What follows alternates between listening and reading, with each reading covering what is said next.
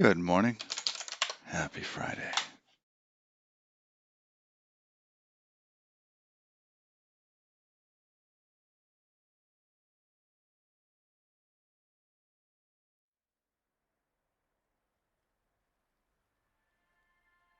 Huh.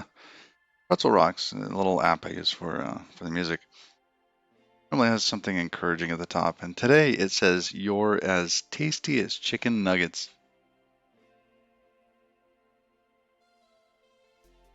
Cannibalism. Encouraging. Let's get set up.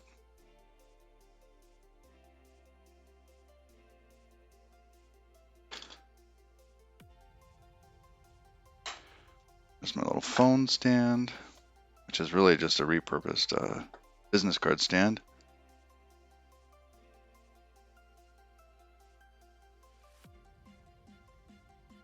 Okay, we're going to give a check to the network. Pop on Twitch over there. Oh, I forgot to pop on Twitch over here.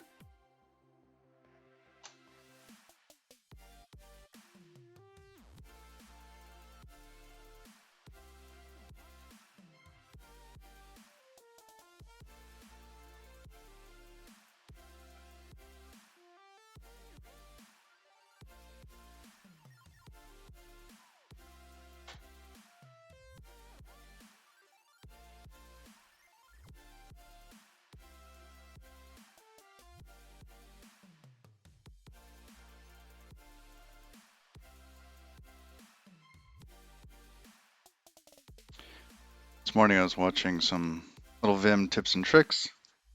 I never really used macros. I still not using macros.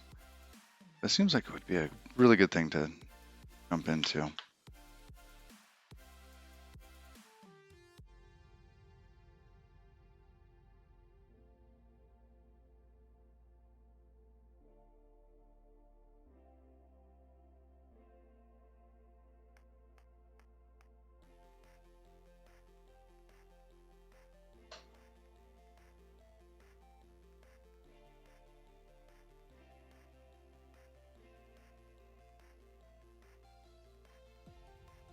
Yeah.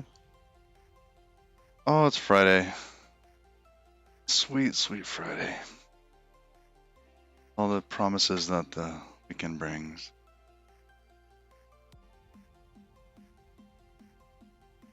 I guess it's more of the promises of the weekend yet to come. All right.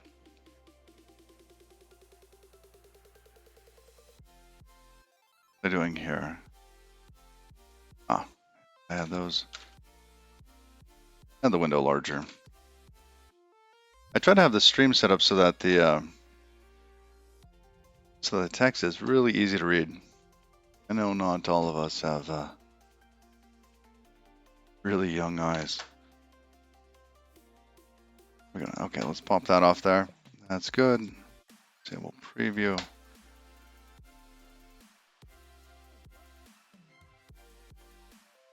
Okay, we're good. All right. So yesterday after going through all this, I started asking questions on Discord. And one question that I asked was, what's the difference between snowman and snow woman? Actually, that's not it. Well, that's a really fun joke. Actually, if you got kids or you got like a niece or a nephew, one of those little like sounds innocent sort of jokes that, you know, it's really fun to teach kids kind of jokes that adults will think are dirty, but kids will think are just funny. And one of those is, what's the difference between snowmen and snow women? Snowballs. Yeah, that's a favorite around here.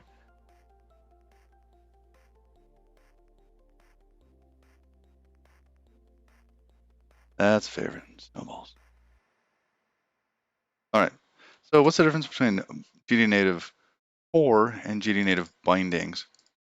And it turns out the GD native core is basically everything that's in the scene graph, is That is not correct.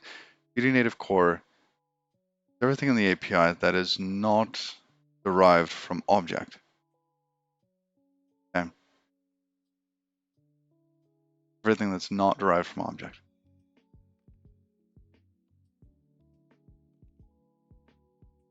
And then bindings is everything else. So basically, bindings is everything that's derived from object. And in Godot, that's actually quite a few things. Or do I have Godot open? Nope. Let me fire that up and I'll show you.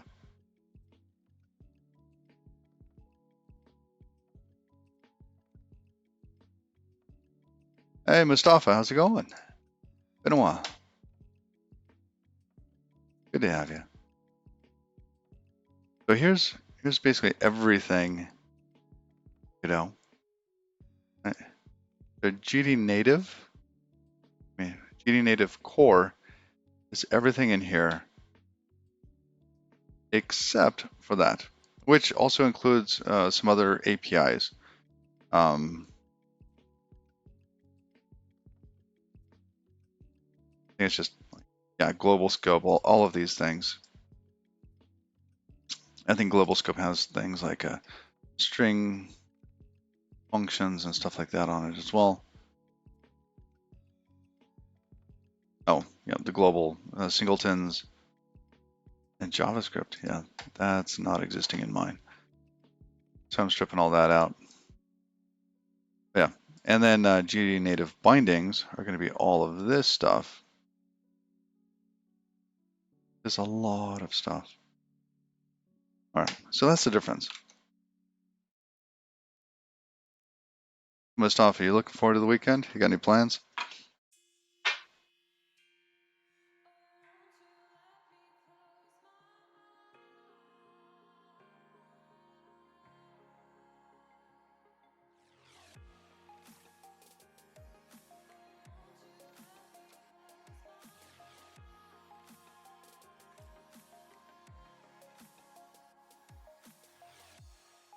Oh, you've been watching it on TV. Wait, what does that mean? I don't know what that means. The whole watching on TV thing, I'm not up on. I mean, of course, I know what a TV is, but I didn't know that you could watch Twitch streams on a I guess it's a smart TV then, right? With like a Twitch app or something?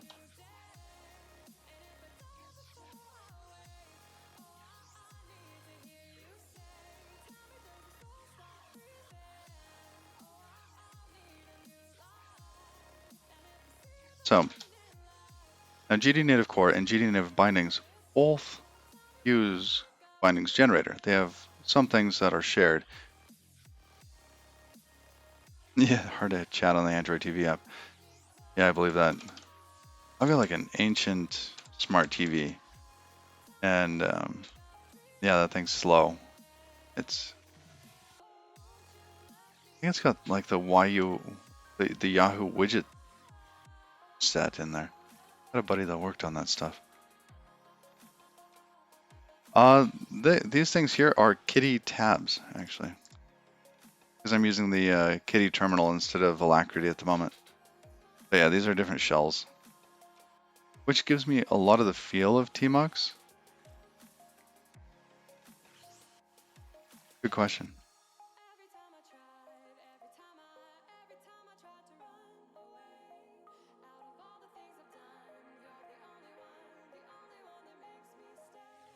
All right, so I got to the point yesterday that well, I guess I should probably explain what I was trying to do. In GD native bindings, they were creating a lot of functions that were global and then used essentially in one place. So let's go find something like something more interesting. Node 2D in here. Oh, this is core types. So core types is going to be the core system types, anything that does not derive from object. If we look at bindings types, this one should have node 2D in it.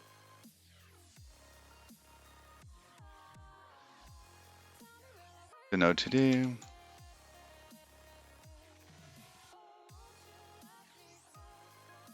There we go. There's a lot of things that actually derive from it.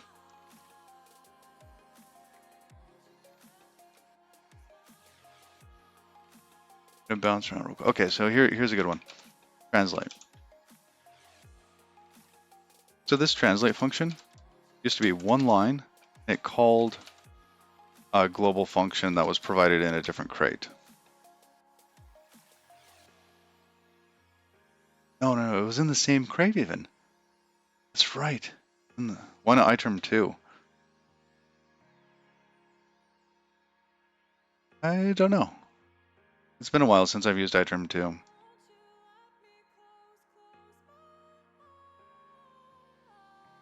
I'm using Kitty. Kitty has ligature support. It also has 32-bit color support, which I like in Vim.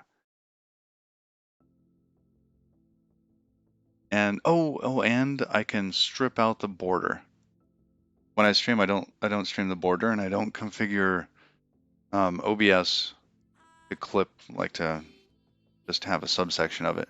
So that makes it really easy for streaming, not having the border on there. And then I can set it using some other scripts to be exactly the right size for 1080p.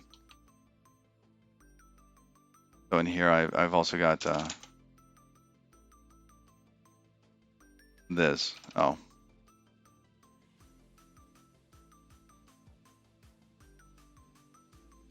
So, some Apple script stuff.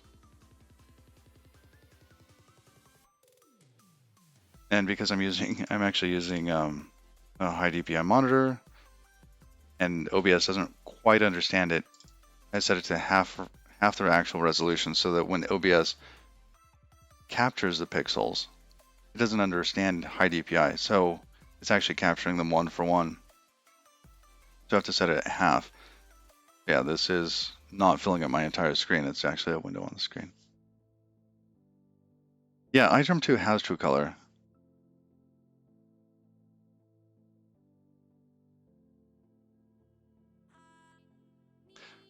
They all seem to do things slightly different. I was drawn in by the promise of it being like Alacrity being super fast, and then it's like, okay, well that's nice. And then Kitty's supposed to be really fast as well, kind of streamlined, and but kind of I guess Alacrity with ligature support. I wanted to see that. It's actually really neat. Getting like the triple equal, and those interesting.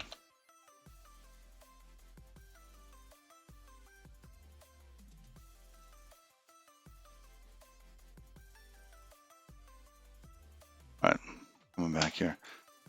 So I started to change these functions so that they weren't just little wrappers around single functions inside of here, but those functions that they were calling, which only existed in one place, of course they only exist in one place, only were called from one place,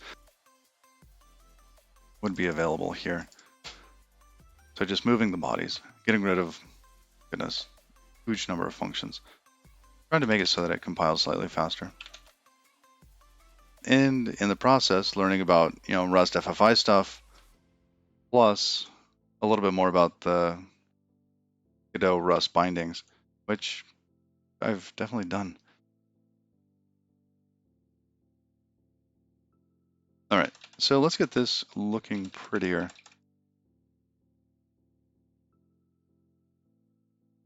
It's in here.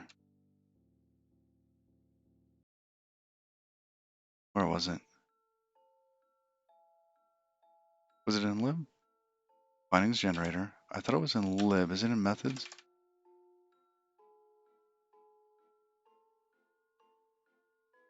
Thought I had moved it.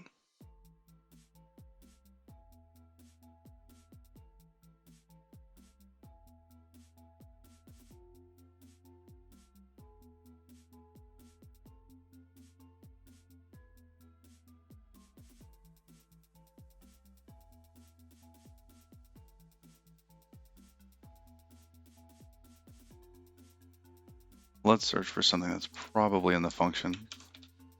There's so much code over here. All right, looks like it's in two places, probably the original place and then where I copied it from. Oh wait, those are the same places, the original place and where I copied it from. Oh, good morning. I'm looking forward to coffee later. All right, generate a method body. This is the new one. All right, so tabbing. The beginning of this looks okay. We could probably use a new line before the inline.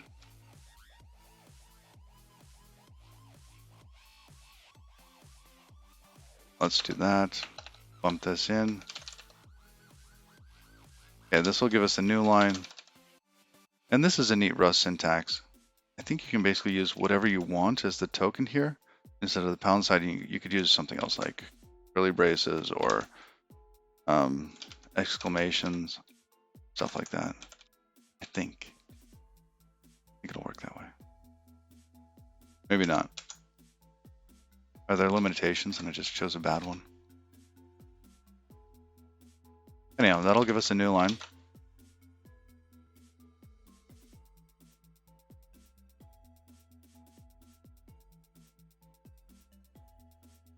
Hey, nice. Okay, so now we have the new line. Get API.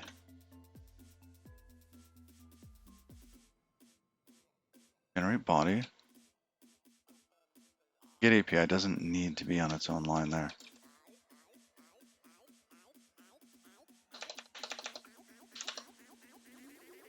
Okay. But it doesn't need the new line. Now we have let method binding equals that. Fine. Now the argument buffer needs to be tabbed in a bit. Okay. Argument buffer.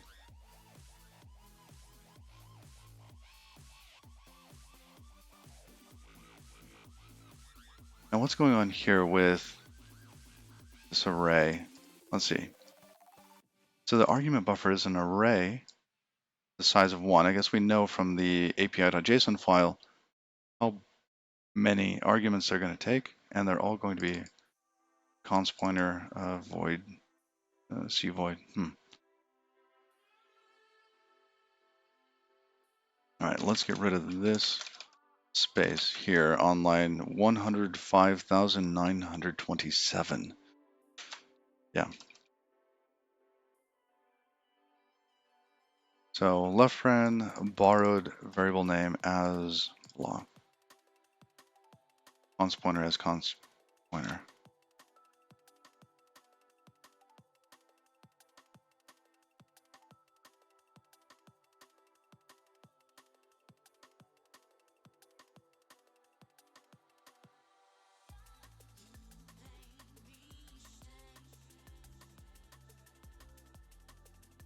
What's going on here? So the method arguments, we're going to be iterating through them. We'll have an argument. Get the type to Rust unwrap. So we get the type.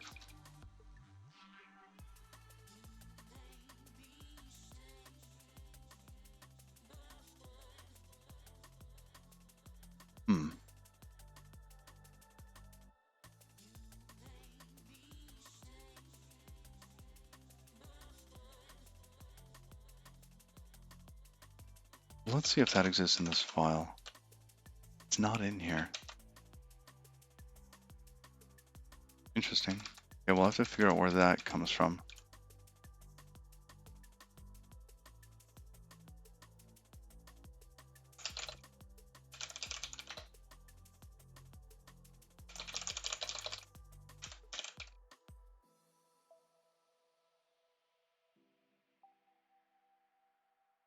Guessing it's going to be the same thing for Godot string. Just search for that over there. Oh, here's Godot string. Okay, that one needs to be tabbed in. Let's see, just one tab, that's 4 spaces. Okay. Argument buffer.push. That also needs it.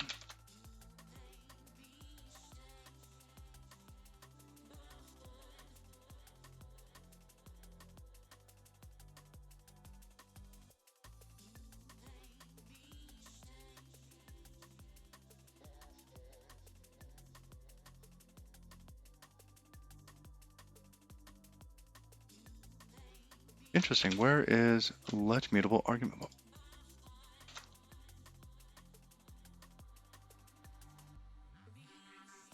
Is that in the correct file?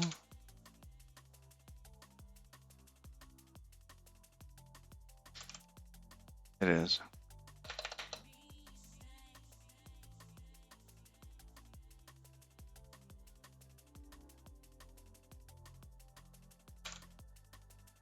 Okay. So that should indent this first line and then the closing. These elements here, we didn't get those yet.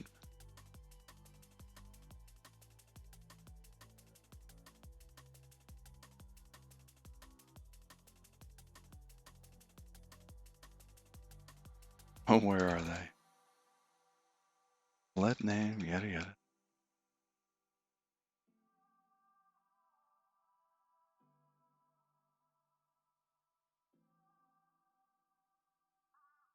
I'm not seeing it.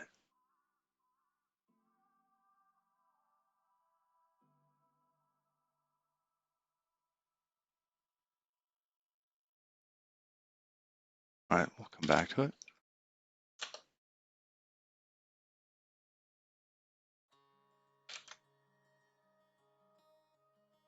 So the return pointer is null and mutable.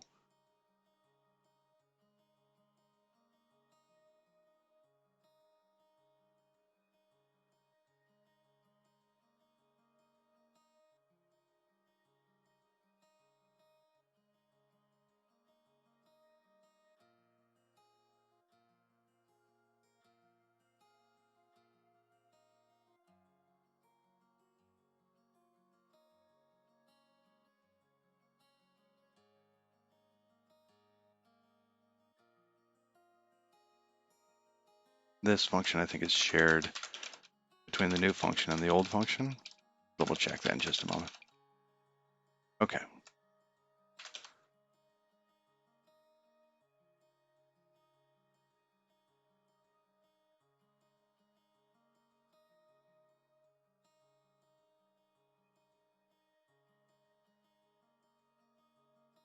Yep.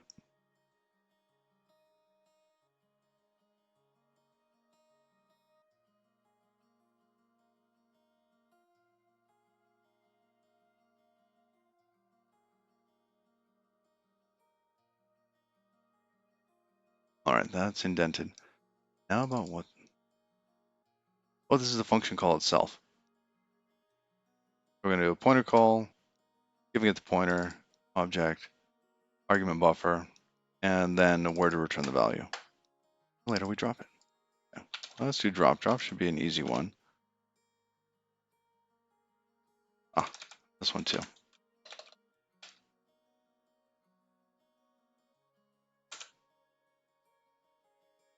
All right, then the only thing that we're missing is this one here and maybe some of the variants. So we'll try to get this compiling and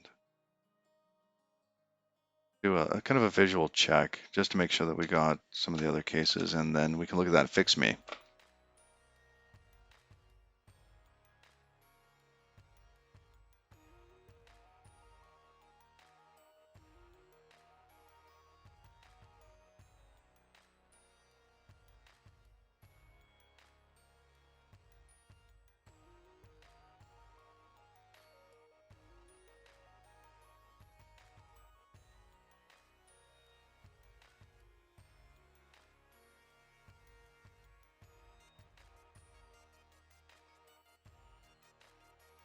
Here's the top of the function. API, method bind. Okay, right there. And then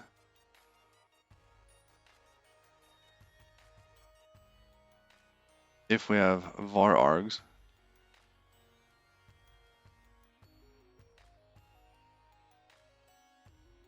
and this is for a vector of those elements. Oh, I see. That's if it's var args. Let's go to the other side. Okay, here we go. Yeah, and this one is if we have an arg count. That's good. Ah, here we go. Generate argument pre.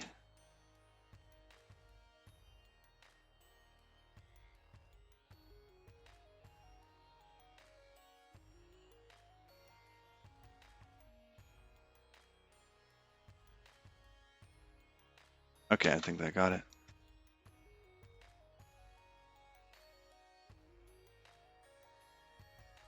Now, one thing that we could do with this generate argument pre.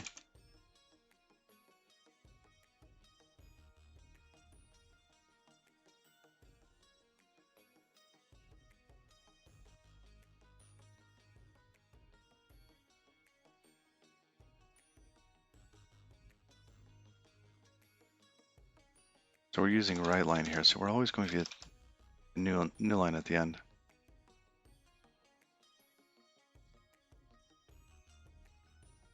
That's okay. We'll live with the extra little space. Oh, and the return value. We'll fix that.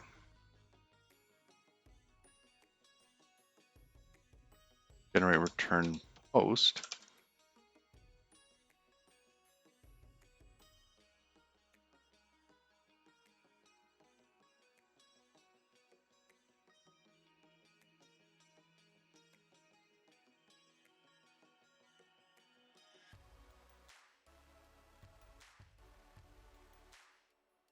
Huh, little things in here. Interesting though. Variant type, variant operator. Basically how to build out these little elements.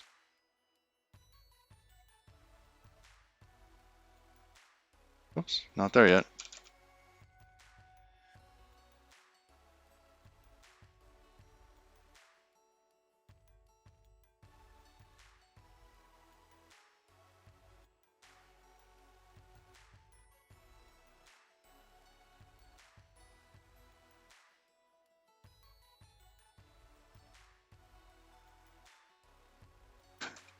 Oh, that's funny. It had yet to finish loading the file.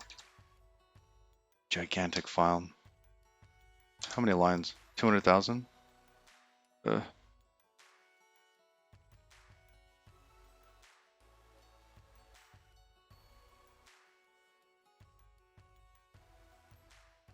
It's looking pretty good.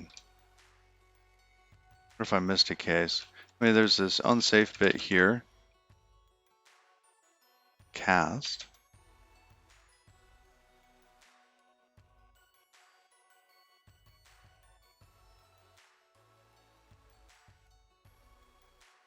Generic dynamic cast. What did I do? Oh, I opened a new terminal. Okay.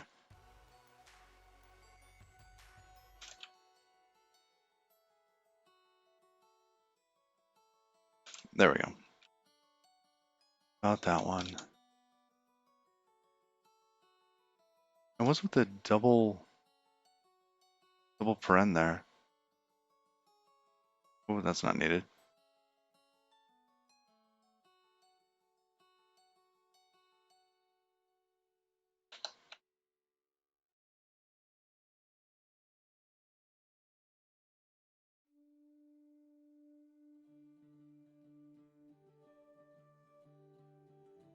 Oh, I see. This is interesting. So they have this named token here. I don't know what the name is for this, but they've got that. And then they use if being an expression to set its value. That's handy. Of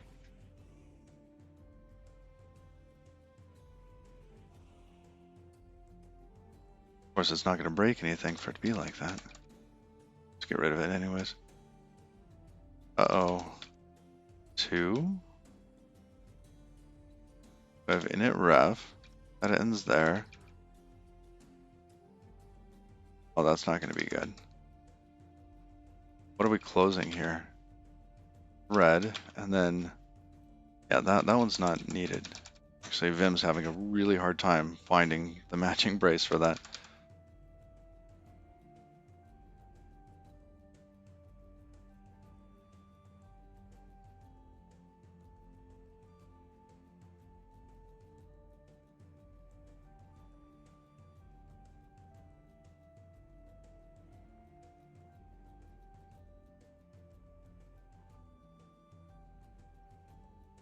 Okay, so we were in here. This generate method body.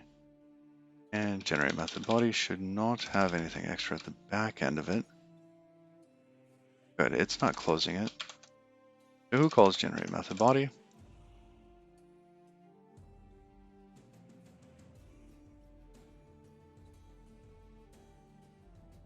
Generate methods.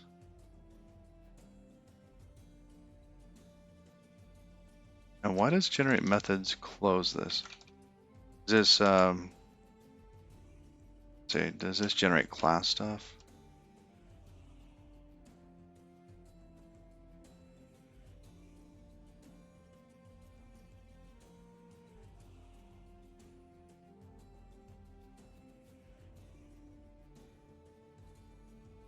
I'm gonna keep going.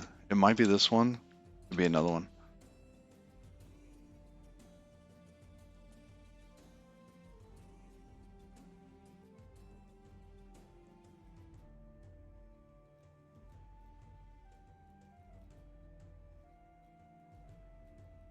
We have generate method body, and then if it's a reference, oh wait, and then we close it again. Oh no, this one's tabbed in. Close it there.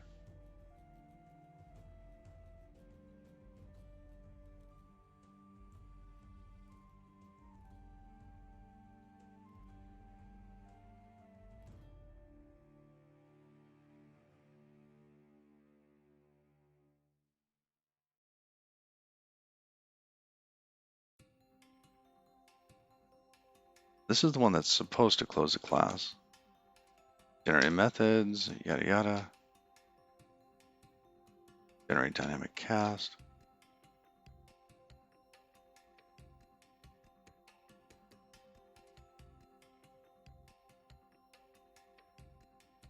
Yeah, I'm going to remove that one.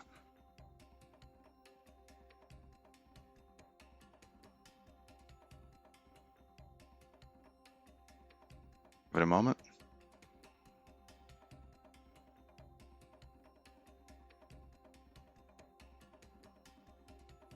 Give it a check. Ooh. Nice. Object pointer not found in the scope. That's actually really good.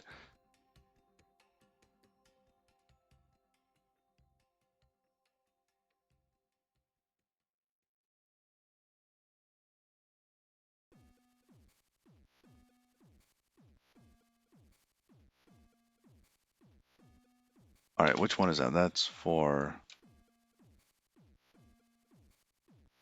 the pointer call. Okay. Oops, wrong one. Foreground. Pointer call.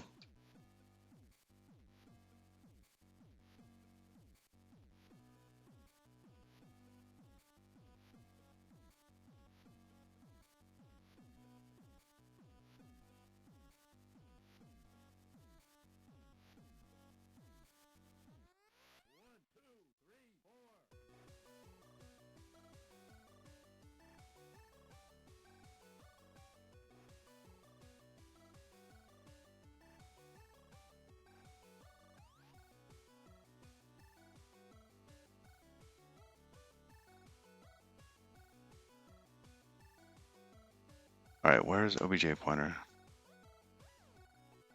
There's two places where this is. Go find the other one.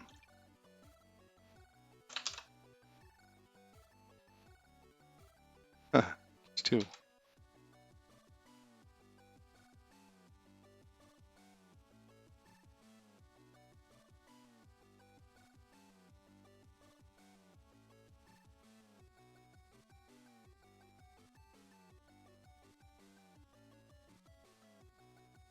Okay, this I think is the other one. Yeah, it's not being used. This is what we had taken apart.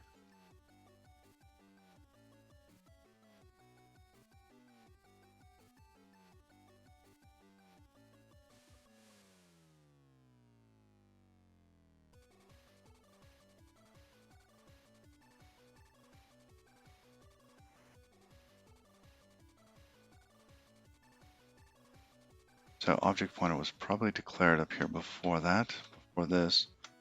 Here.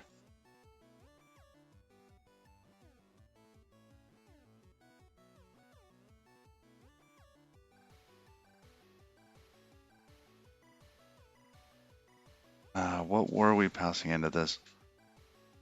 Was it self? Or self dot something?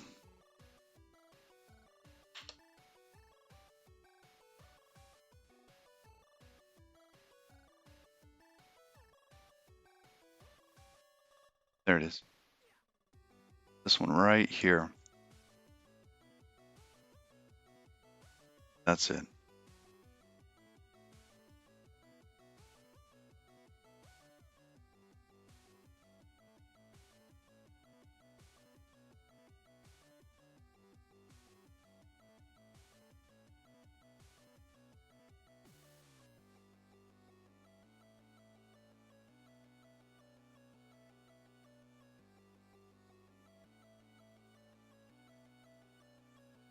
So we're going to take that. Let's see, where are we?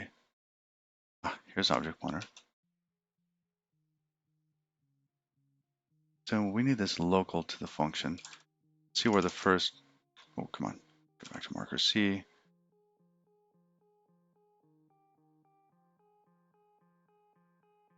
It only called in one place. That's 155, but this feels like it's the old function. Let's see, is this the old function? Yeah, that's the old one. 62, line 117, 55, 382, I think is the earliest.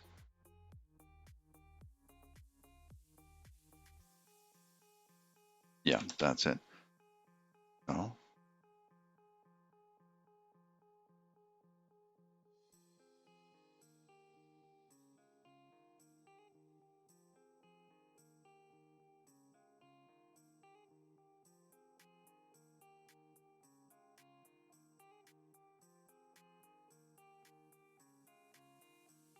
Yeah, I don't understand this. What is params use?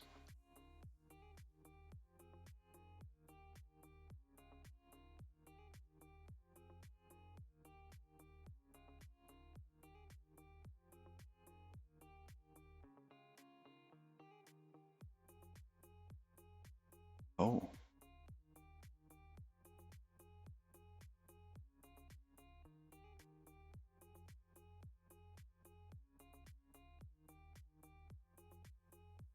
Okay, I'm declaring that too high then.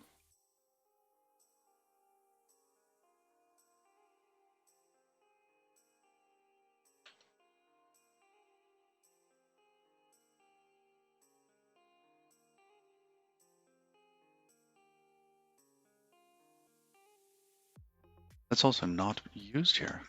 Interesting.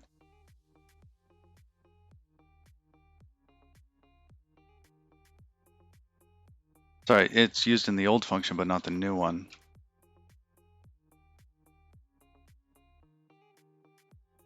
I might have deleted some things way too early.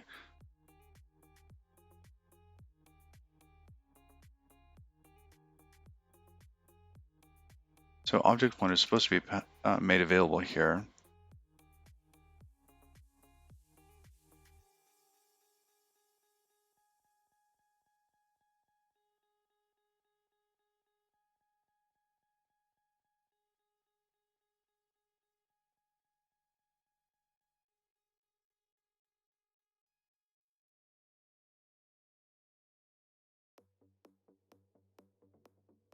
That was this.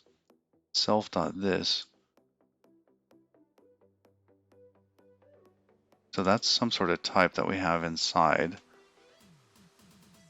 Actually, I want to see, what is that for something like a node 2D? Ah, it's a Godot object thing.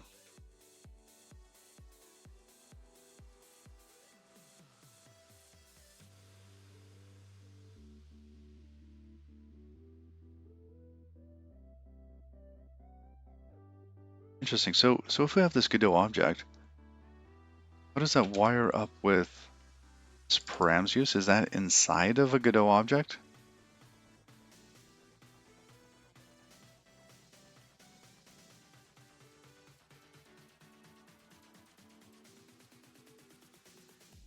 Because this looks like a parameter that we were building up in order to pass in.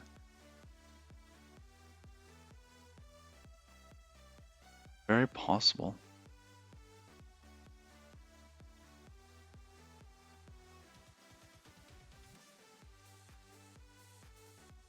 All right, let's go get params use.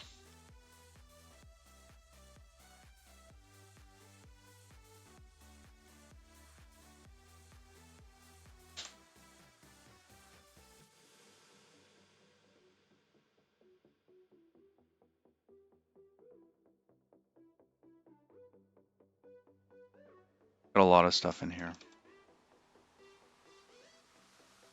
Okay, so we've got the return type, a little intro thing, get API, method bind, argument buffer.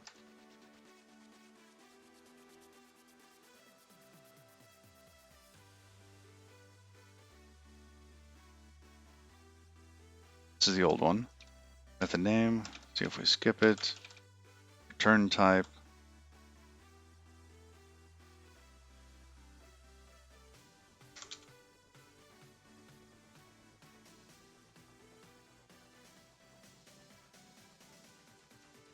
Yeah, we're not doing the method insert there. Okay, let's do the, where's params decal used? I see.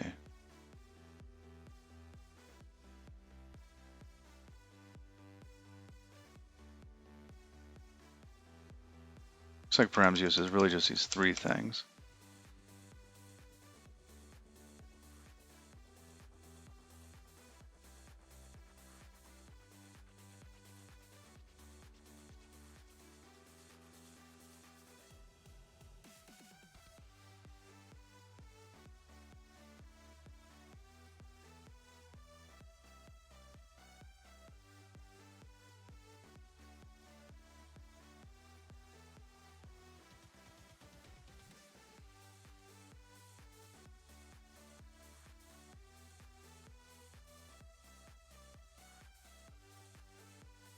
So we need it before that object use.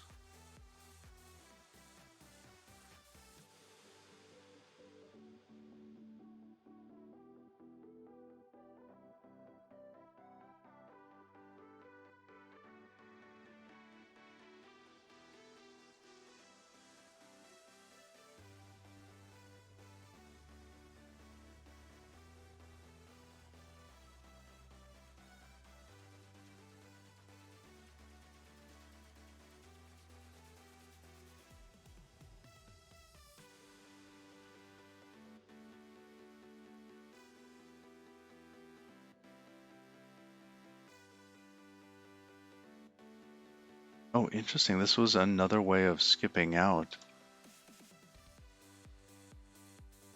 So if we had a type, it could be to rust. Then we did some stuff otherwise failed. So maybe this has to go up higher so we can bail out early.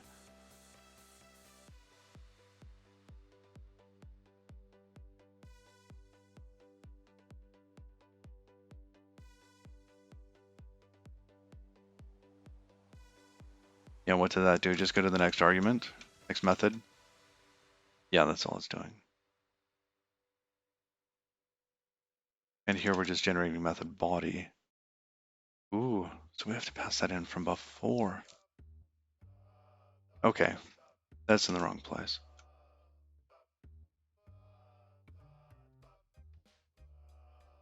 Let's say it's right here, down to about there.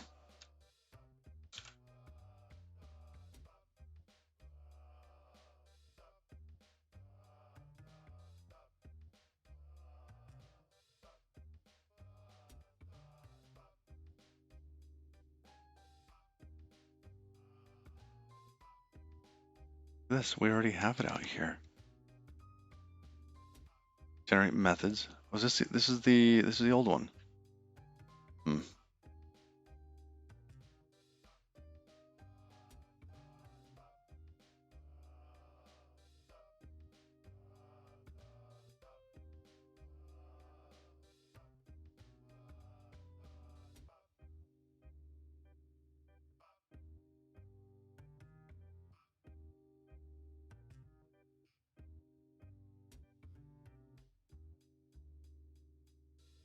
Yeah, I need to drill down through this again. It looks like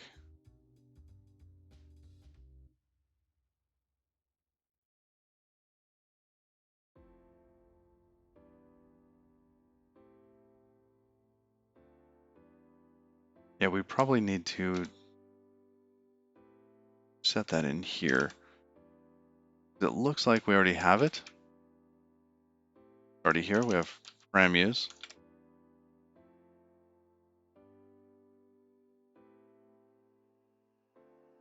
And it's not used beyond that. Just right there. What about params decal? Okay, decal's fine. And return type, of course. The params use needs to be passed in.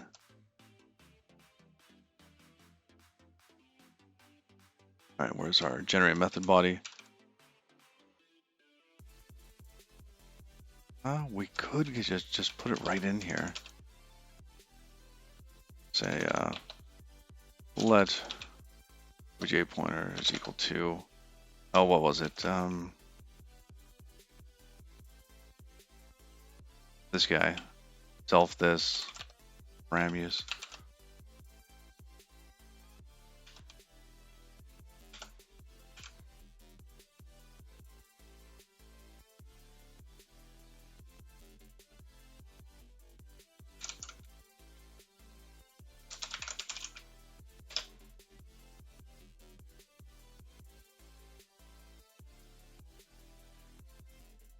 Oh, I spelled that wrong. Go figure. Params. Multivim to the rescue.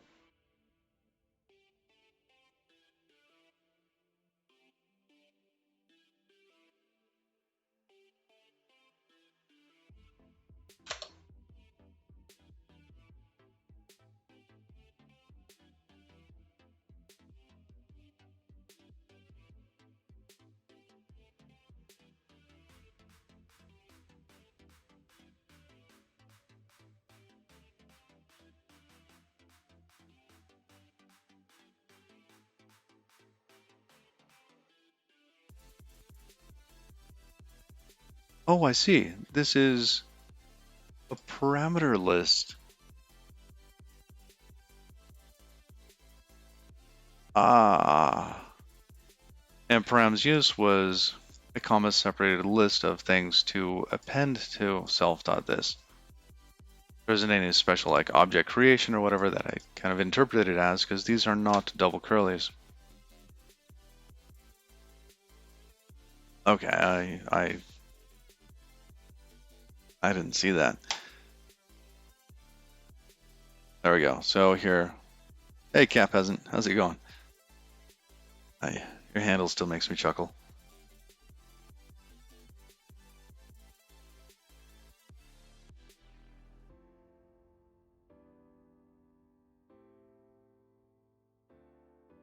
Any weekend plans?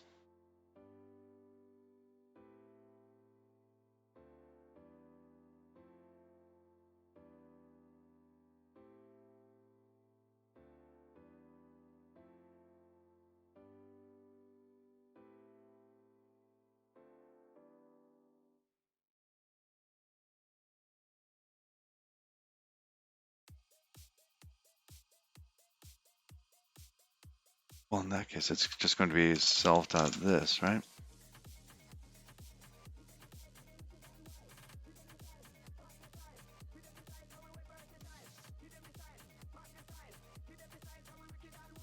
Yeah, I'm doing all right. Doing well. My wife's had a hard week though, so that's rough.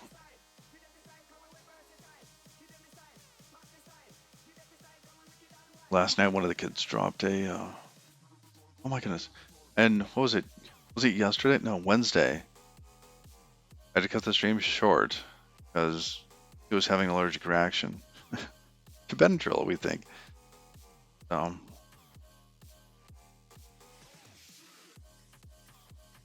so there was that, and then the Benadryl was in response to a couple bee stings. We keep bees, and she's always getting stung, so it's not like we would know if she was allergic to bee stings. Um,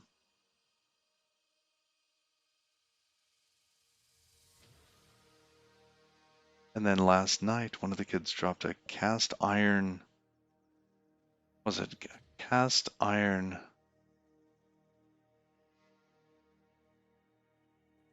It's a press. It's a cast iron tortilla press. Cast iron tortilla press on her big toe. And now her big toe doesn't feel good. She's had a rough week. She really has.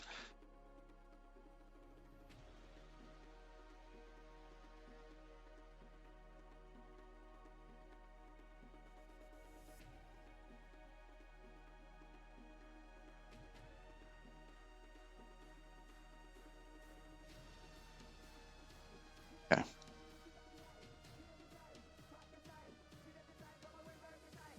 Yeah. luckily, luckily it wasn't actually that high off the ground. It was in a low shelf, like a low kind of shelf thing, and one of the kids pulled something else out of there, bringing the tortilla press with it. So it maybe only had like a foot drop or something, but still, cast iron, 1 foot of acceleration.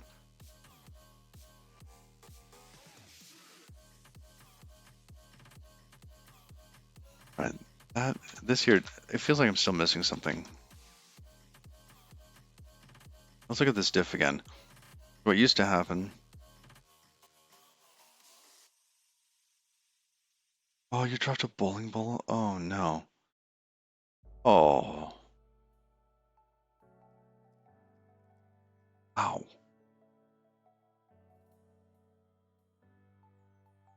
How long did it take to heal?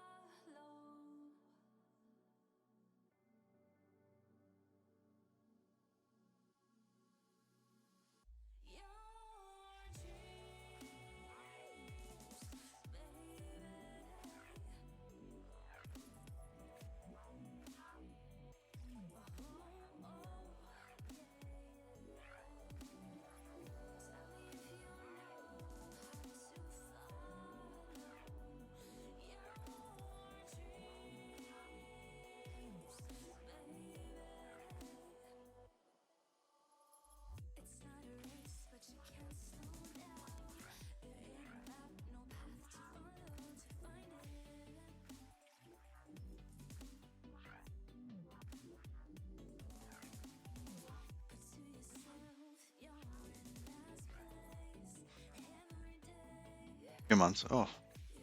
Oh, that's rough. Especially like when you're young and you're like doing a lot of stuff. Oh.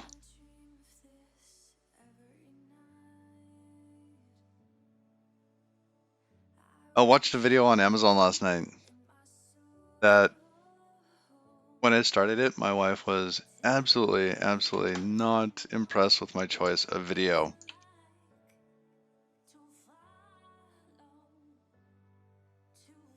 But towards the end, like that was a good movie.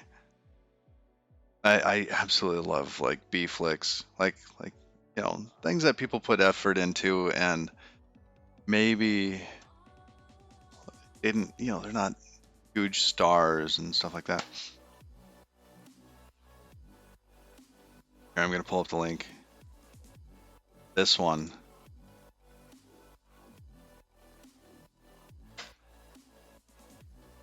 This was not a bad film.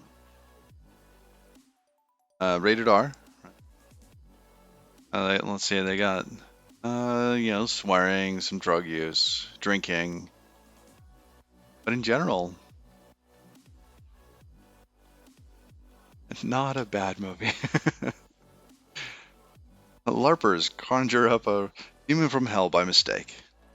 That's awesome. All right, that was great. I love movies like that. Movies that on like IMDb are like 5.6, right? And I'd probably rate it maybe an 8.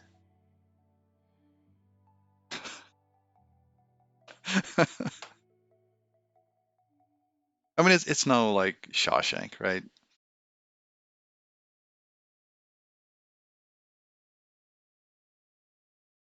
Princess Bride, that's like above this. Shawshank's above this, but it was a good show. Show.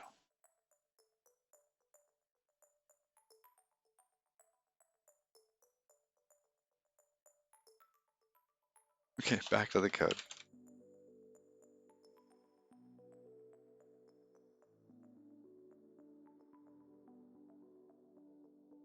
Basically, I have this threshold, right? In terms of like bad movies. Yeah, I love non-AAA movies and games. I love them. Um, they're often like quirky or like the and anyhow the I've got this threshold. Is it better than Ghost Rider 2? Right? If it's worse than Ghost Rider 2, I'm not going to suggest that to anybody. If it's Ghost Rider 2, I'm not going to suggest it to anybody. That's my breaking point.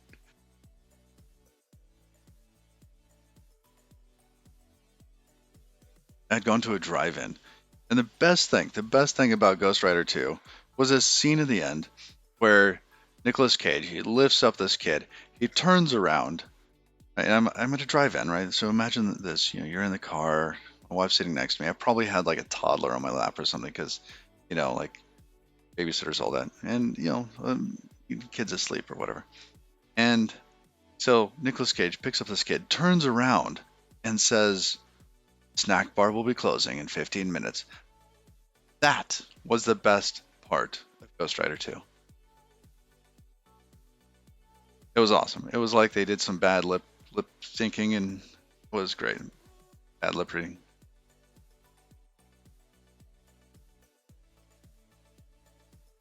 I don't know if the people inside were just playing with us or if they did that every night.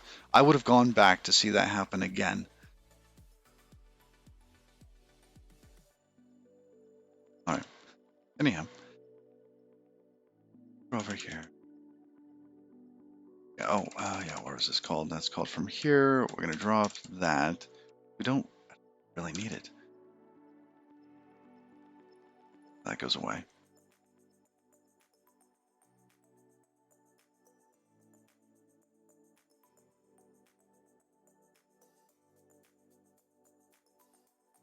And it looks like this really isn't used either.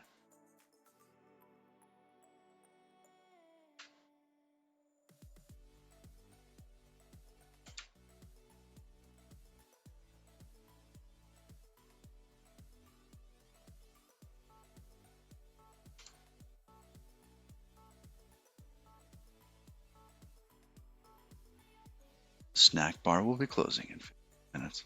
That was awesome. I miss that movie theater.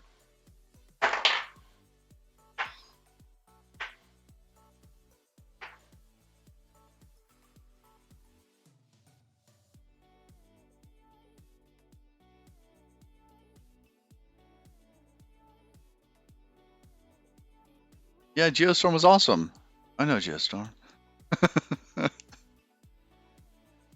uh,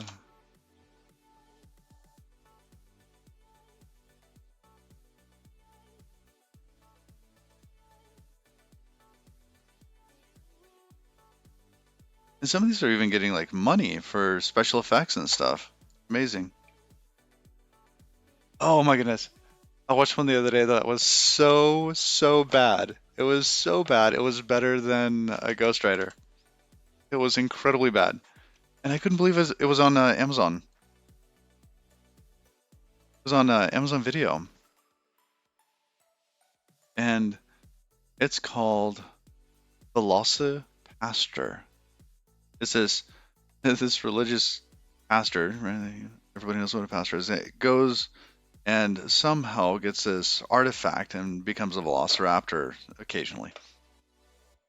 And it was so bad. Even to the point, like, it was so bad that at one point in the movie, one point, they have this scene that says, like, CG car fire. Like, there's text there.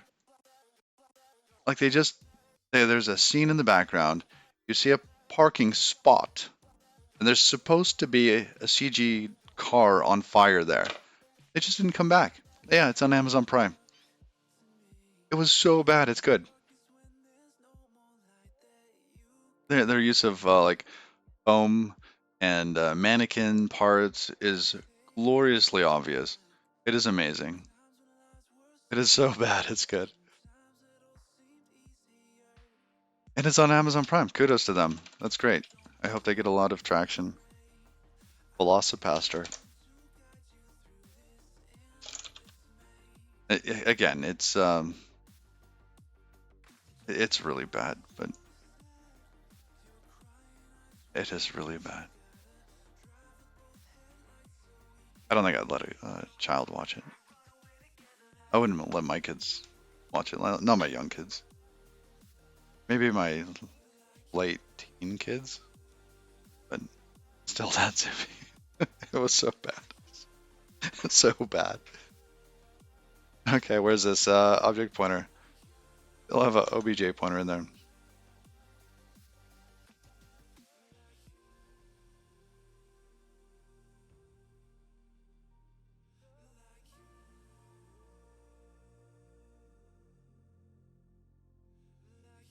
So bad.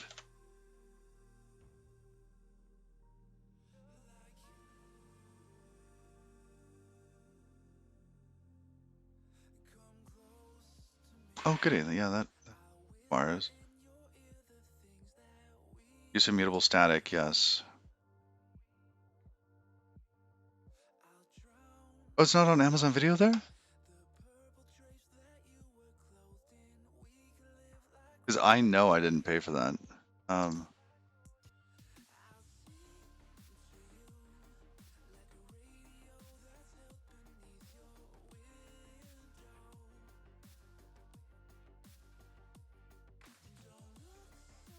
yeah, if I go to this page, it's got a big watch now on it. Actually, it has a watch again. Uh, it says it's included with Prime. Yeah, that's it. IMDb rated 5.2.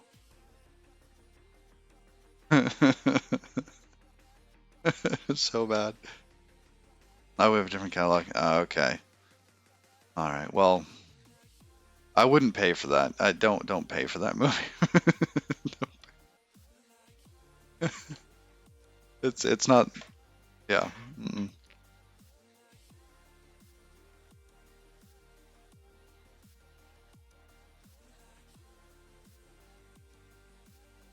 All right. So bind method being unsafe.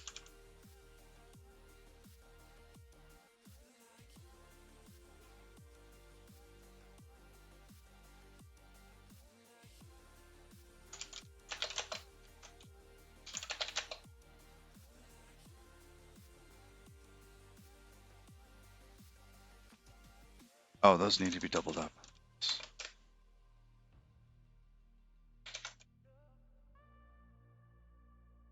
And what was the other one?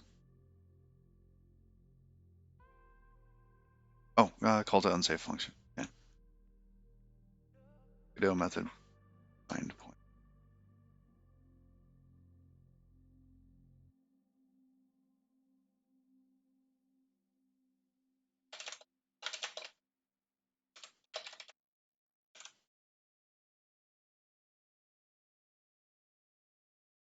Different catalog.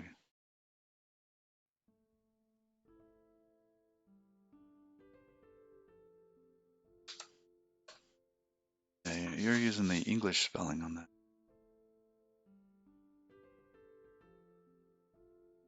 Oh, there's one more. A method pointer call. Oh, that's a. Wait. Did I get the wrong one? I think I got the wrong one.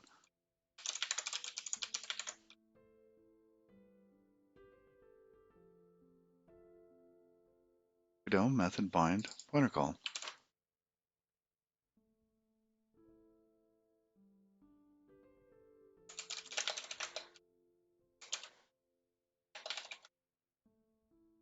Oh, you know what? Let's go ahead.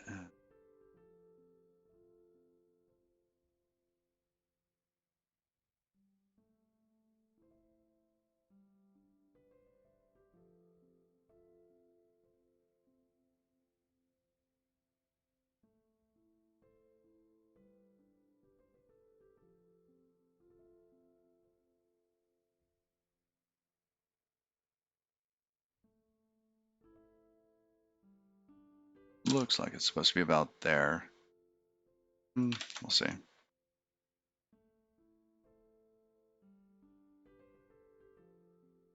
Oh, that doesn't look bad.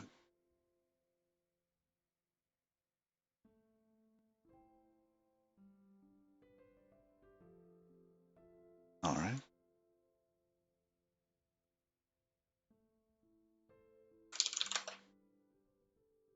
Oh, it's still taking a while. That could mean success. I think the build is currently about 25 seconds here. Want it to be faster.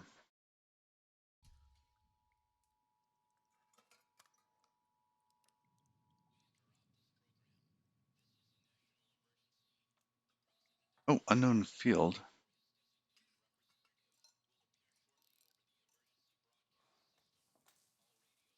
Our anchor.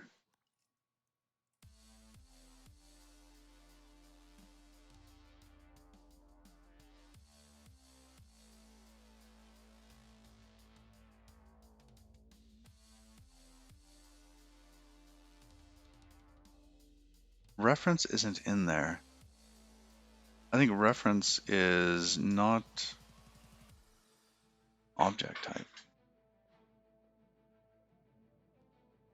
Are these all reference? They looked like they were all reference. Yeah, they are. Oh, except for,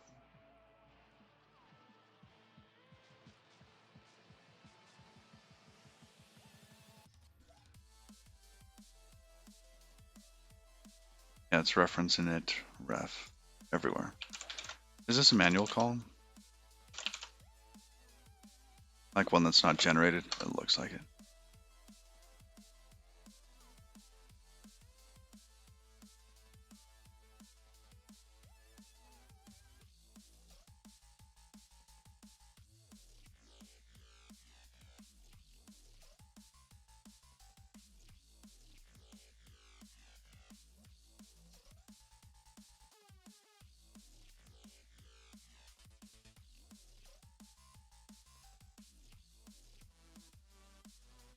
Guessing I have to get rid of this stuff up here.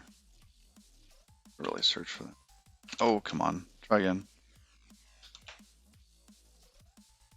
No?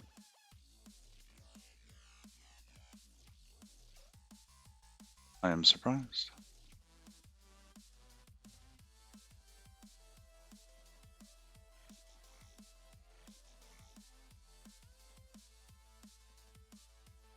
That's in the init ref.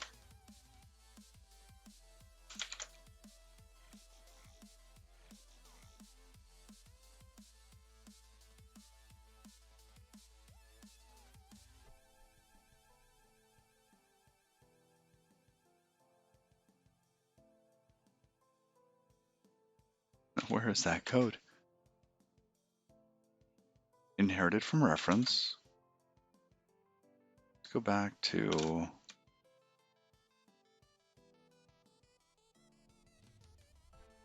upcast, dynamic cast.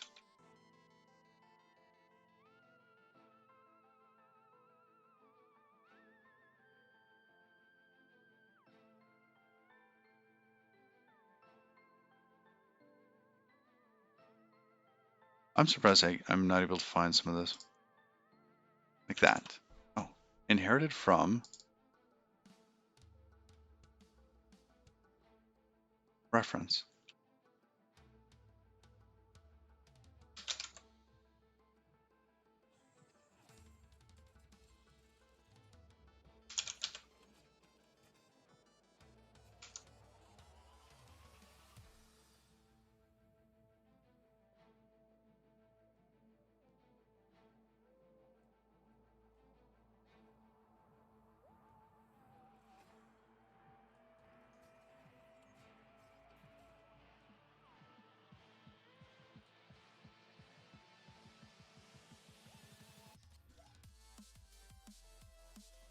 Generate upcast, generate methods.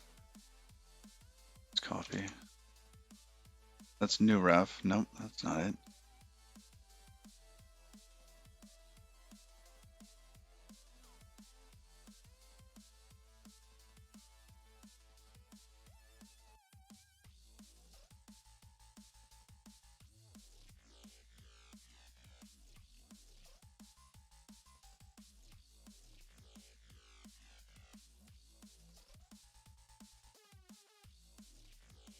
Yeah, it must be in here. All right, which one do we think it is? Class struct? No. Constants? No.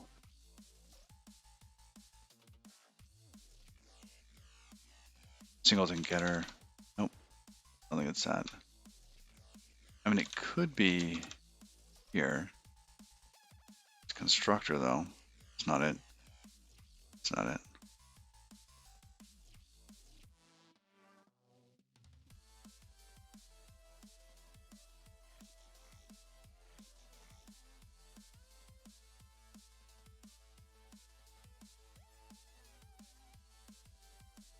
Yeah, didn't see it in there.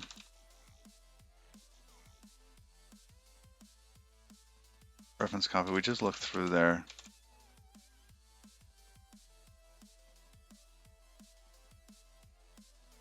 Oh, we're looking at the wrong one. This one's supposed to be in 4. Generate class. Yes, okay. Where's generate class called?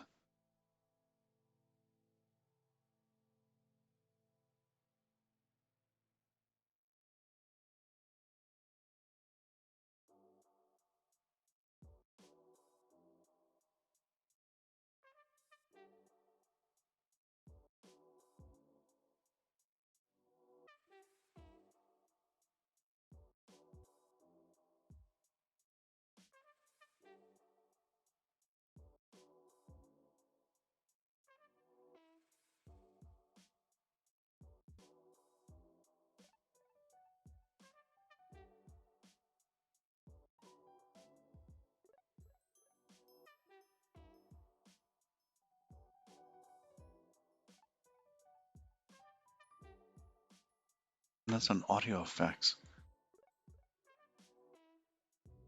New ref, init ref, to reference, to object.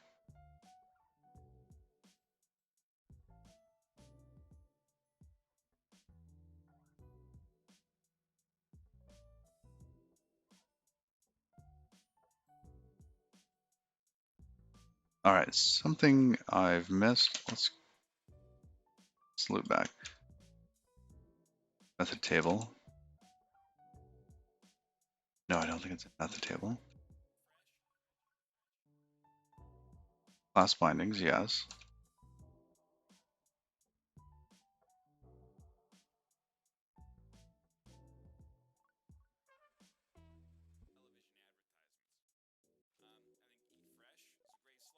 So here's new ref.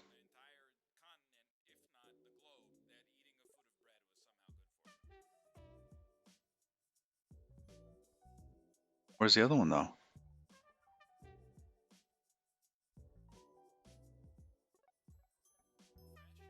Here's new ref.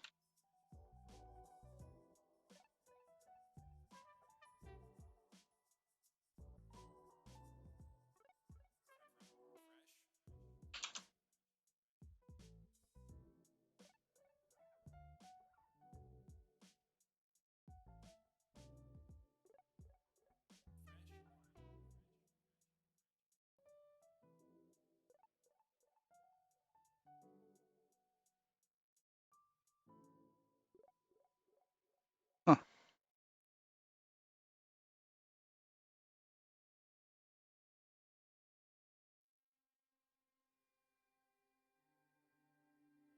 See if it say upcast. Doesn't say upcast. It just says inherited from. Okay, let's search for inherited from then. Well, there it is.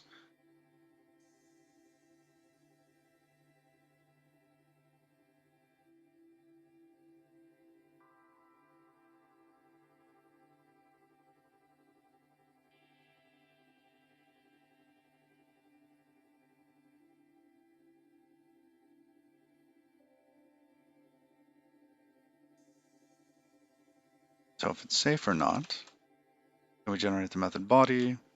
Sure. And oh, if the base class is equal to reference,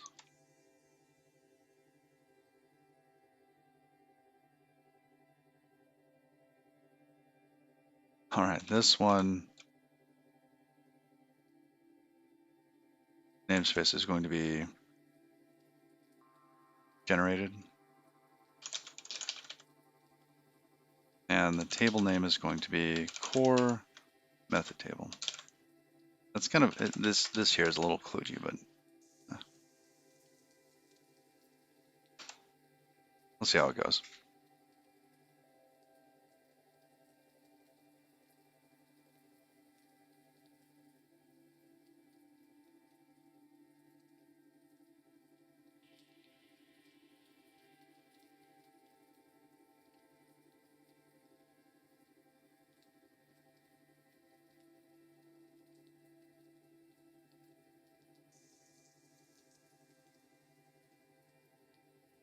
Oh, it's taking its time. This is a really good sign.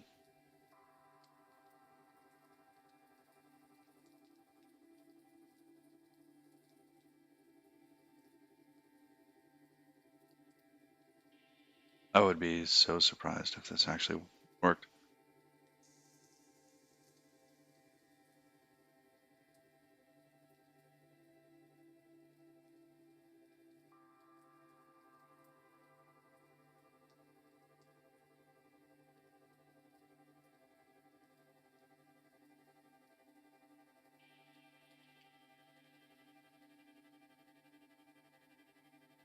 Oh, goody. That's not bad at all. Well then, say functions. Sure, and look, this is in binding types line 234,099.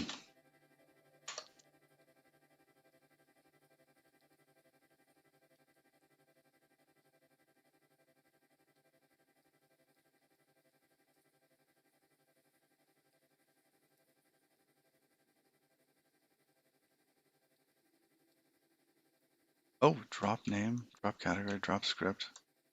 Nice. So we should probably just extend the unsafe from here to there. Let's do that.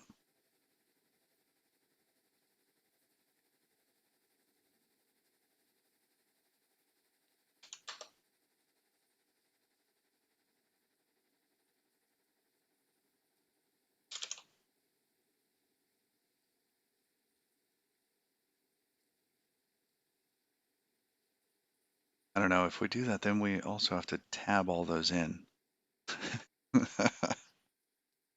Let's see if it'll work. Let's get it to work first. We can clean up later.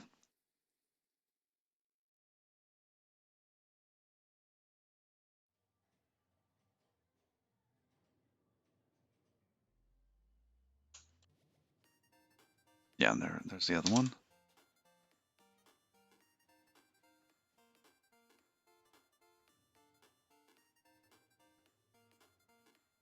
Oh, we're going to close it over here. That's right.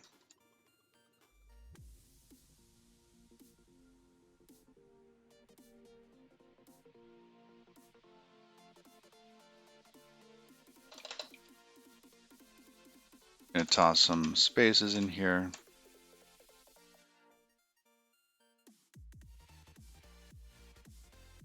There we go.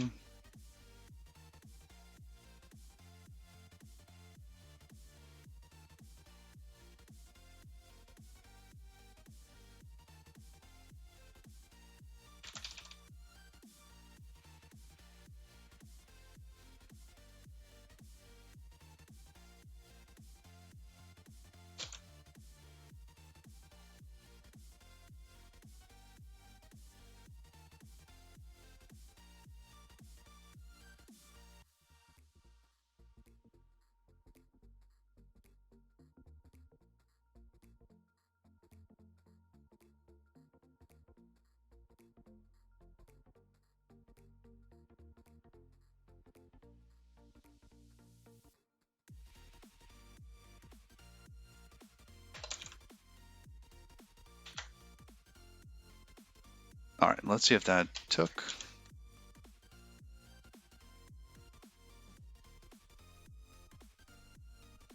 Oh, there's fewer lines. Is that supposed to be the case?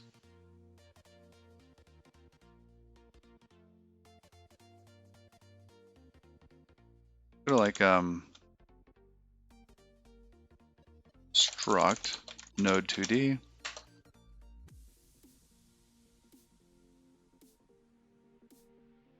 Apply scale. Oh, the null pointer, I missed one. And where's ratio? Ratio is passed in, isn't it? It's an argument that comes in. Yeah.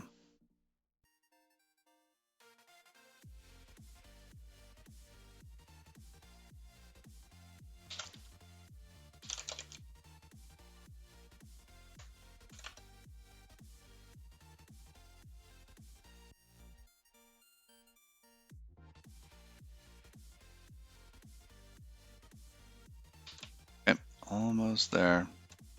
1, 2, 1, 2.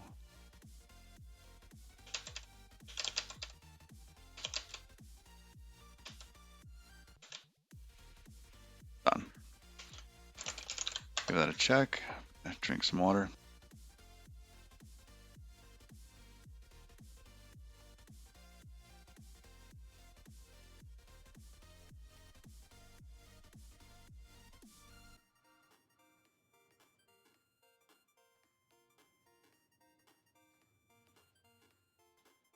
Oh, fancy. Did.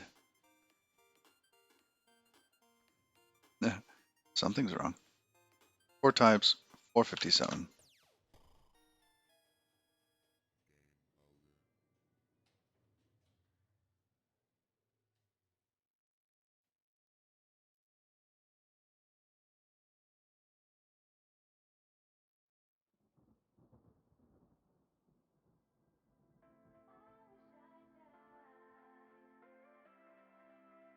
What's wrong with it?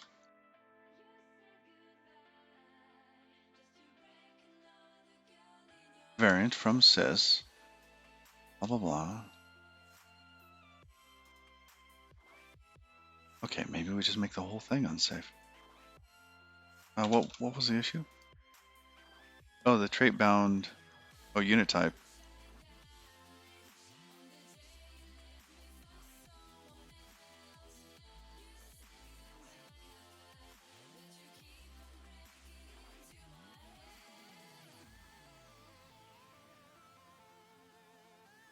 Let's go to the top of this list. Maybe there's something more obvious that needs to be fixed.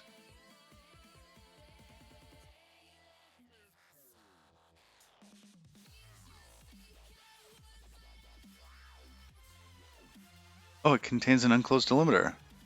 Well,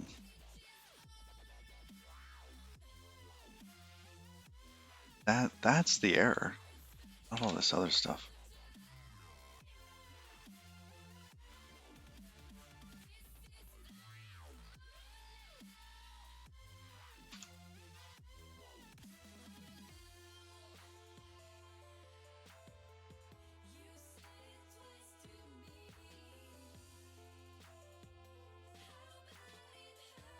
That's looking pretty good. 4 types. What's saying after object? Object's on 1145. Oh.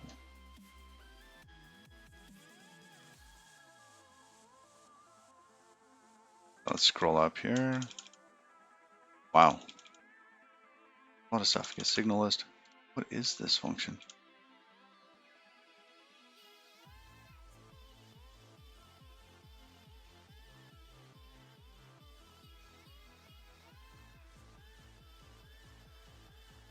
It's just object. Okay, and this one, it's not able to find the matching pair there.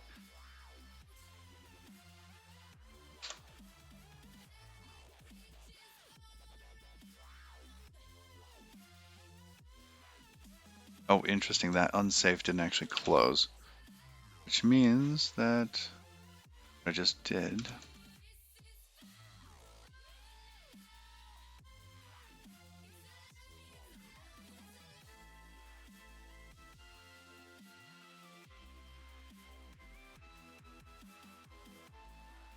See, I moved the unsafe to be right there. Something else is going on here. So we have emit signal.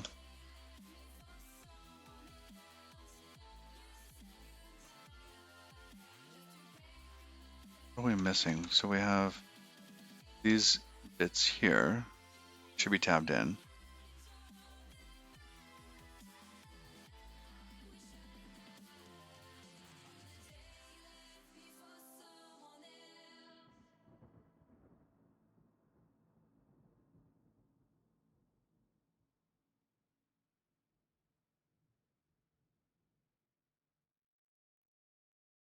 There we go.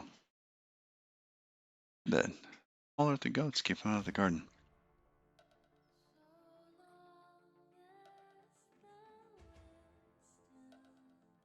This doesn't close. This unsafe doesn't close. Why is that?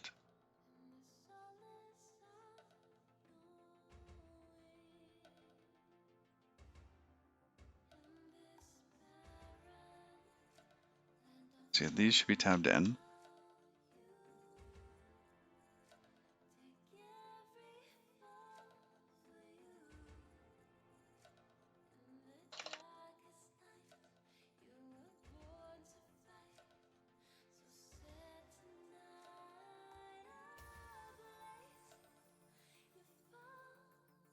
Oh yeah, so there I end up closing. Oh, it's inside this big if block.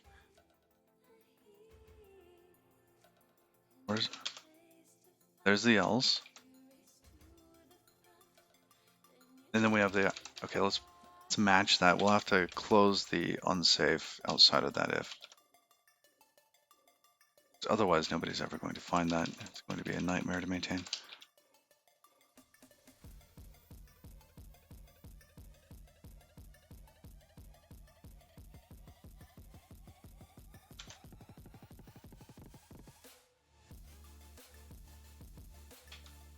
Is it that far, or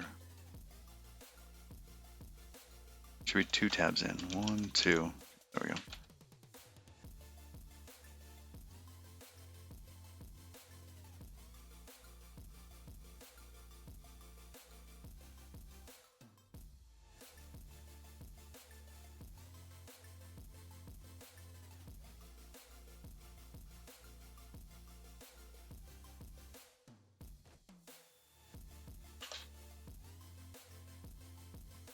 Let's give it a check.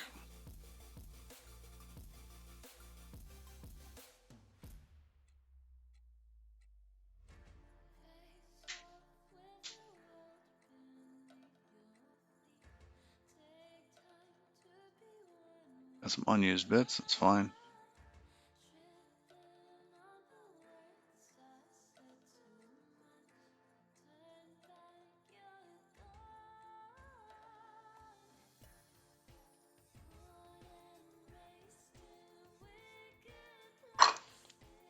Pour that tea now. Well, I got the bitey thermos. This one likes to bite me. Got a little sharp on it. Oh, wow. That built? I mean, of course it built.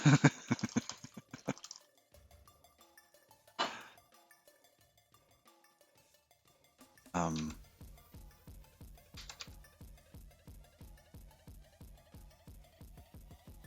I'm going to clean these two, then I'm going to build it again.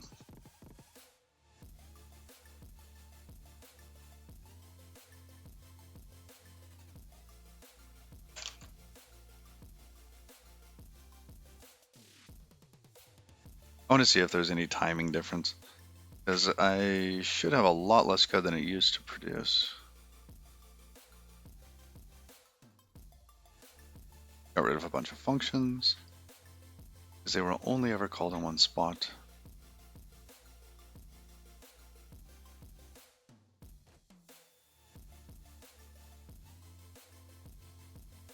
I'll do this twice. Feels like it's actually taking longer.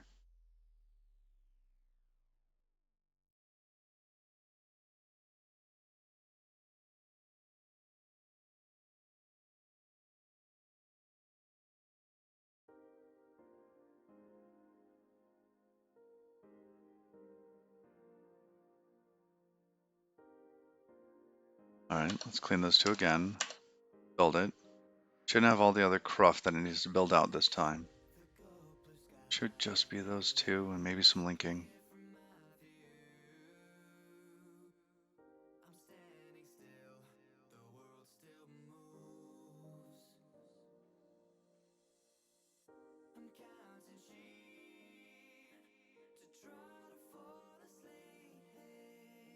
"25 seconds?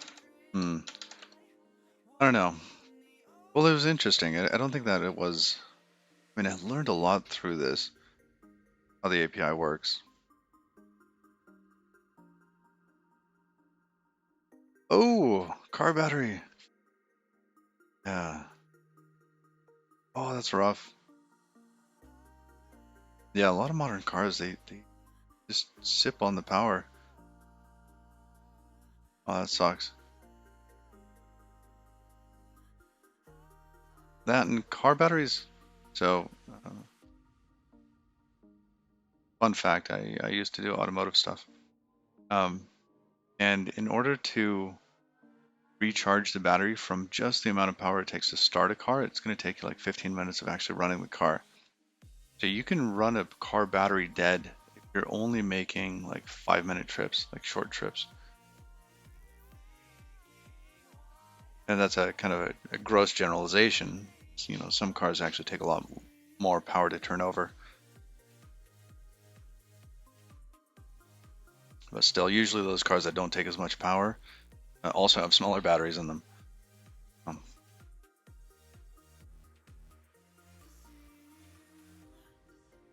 well, that was interesting. I don't think we made that much headway in terms of compile time.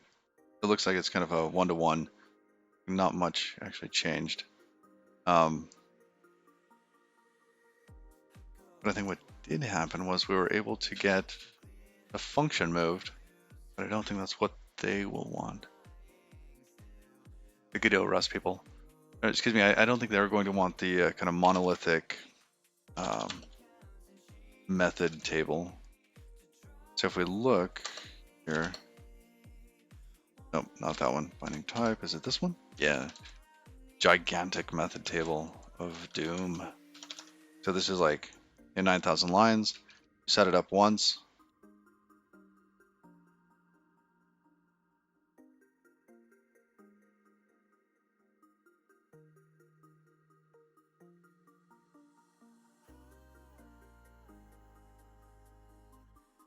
Let's give it a test. I want to see if it blows up. Oh, you have a wall charger for it. Oh, that's good. Neighbors are going to need that too.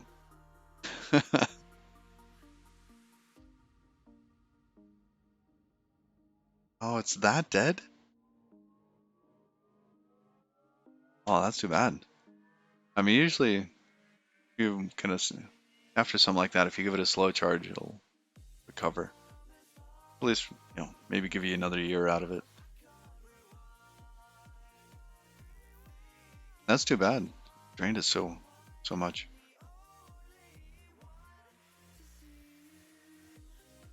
Oh, I can't believe that actually runs.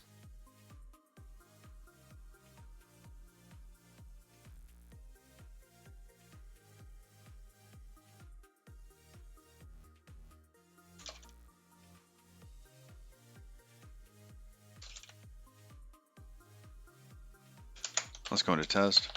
Or go build. That was fast.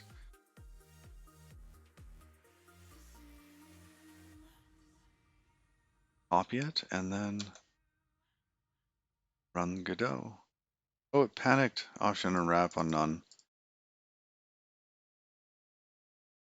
Unbindings types line 74,000.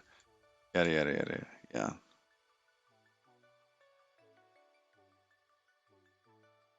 Yeah, the constructor wasn't there yet.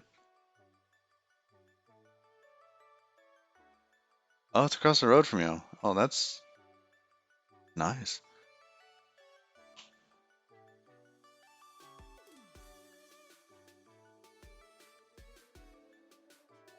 Huh. Yeah, I got a crash report from Godot.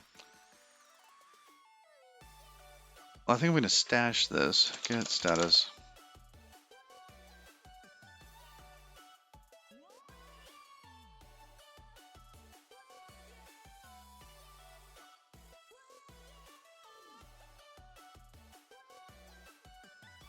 All right, test no longer pass, so we can't say that.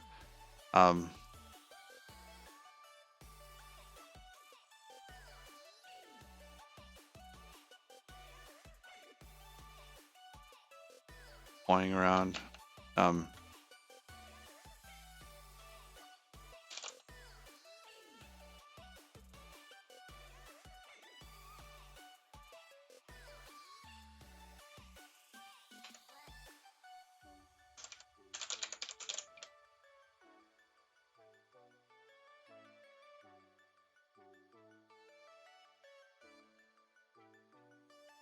And one of the places you worked there was also a similar super large function registry of Doom. Yeah. I gotta fast forward that. Bindings.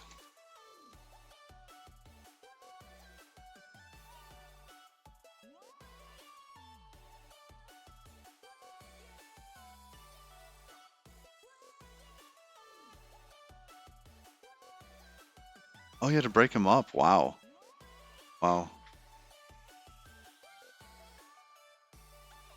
Yeah, I would try breaking him up here if I thought that it made compilation faster, but I think it's just the sheer volume of code that's making Rust C slow.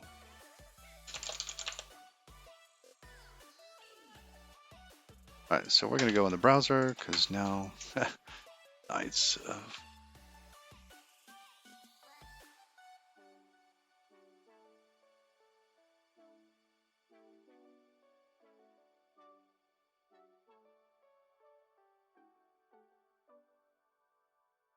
Oh, 2 days ago. Yeah, and this is actually what I want to do next. Here, I got about an hour, and I think patch that up. It really is just some of the examples. I ended up using a lesser function for fixing the examples that I broke. There's a more appropriate one. All right, we were gonna go here.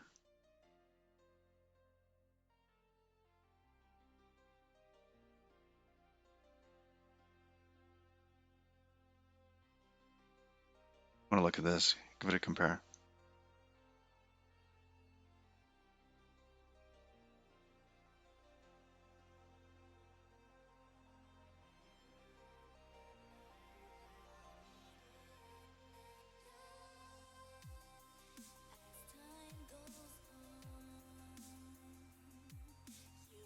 See, I think the only thing that I actually want from this is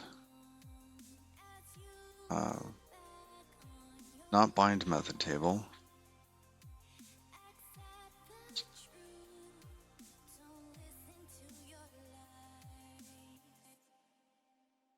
It's the part where we moved the function body. Yeah, it's in that file that was not diffed. Or where was it? Oh, here. That is gonna be a little brighter. So we have the generate method table. Lots of stuff from there went away.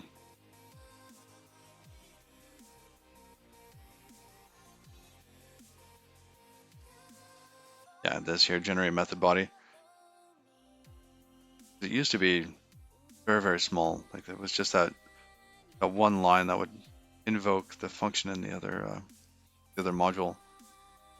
But I think this is probably worth keeping.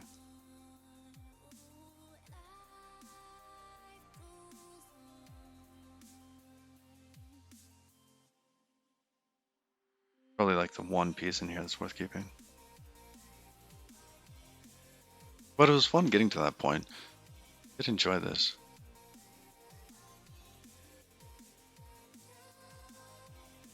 See, I don't want to create a pull request. Do I even want to do that? I don't know. I'm just gonna keep it around for a bit. All right, so that's out there.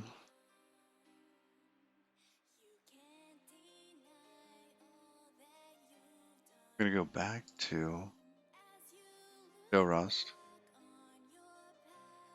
Yeah, I'm the only one with the PR out at the moment. Yep.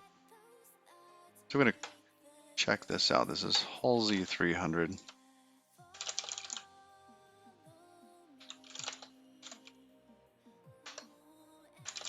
We're gonna fetch DD native. Oh, come along with me.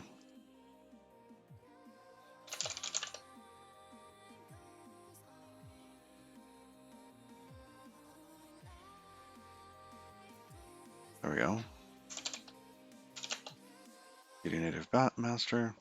Good. I'm glad that worked. What went in recently?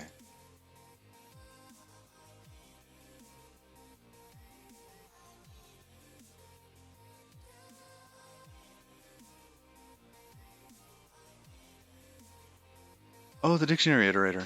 Cool.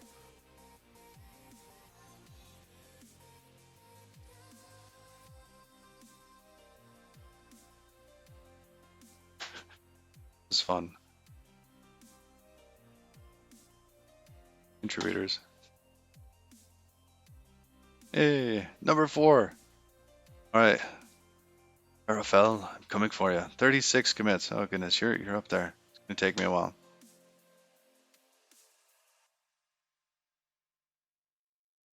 Tom here. He's another streamer.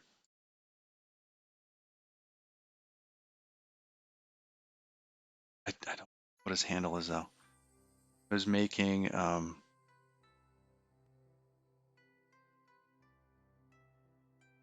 oh, he's Fork Specs. Interesting.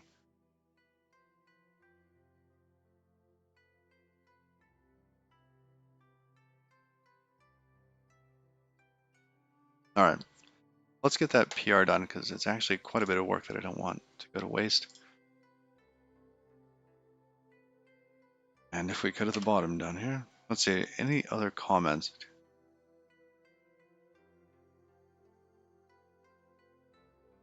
That we already got those. Nothing there. Okay.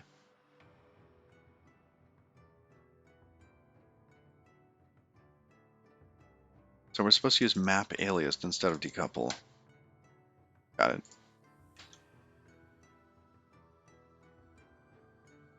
Map alias.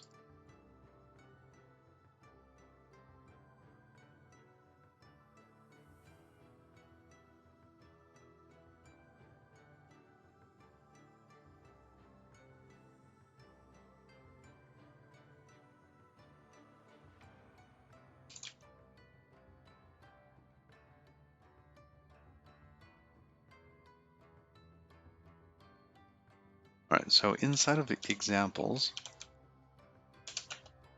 what was I using? I was using decouple.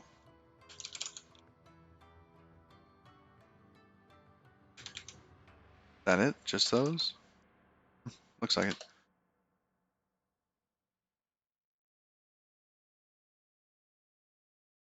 All right, and what is this other function I'm supposed to be using instead? So HUD dot map alias.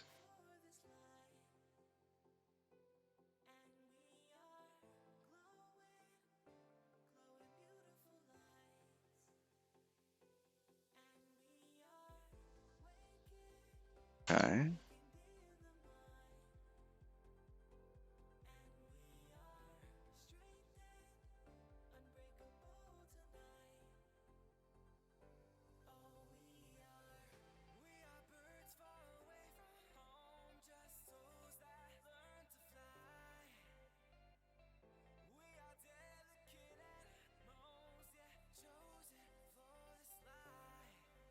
I see. So it's like map for reference kind of types.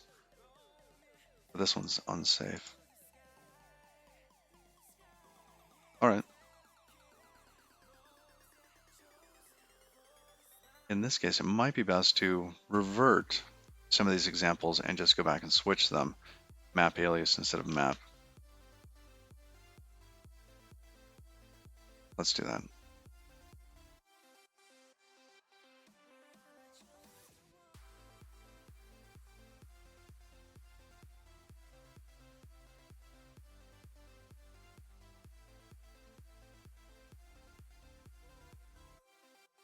I'll load up getx for a moment.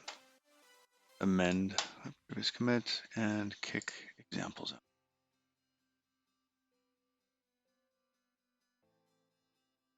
Okay. That's committed. There we go.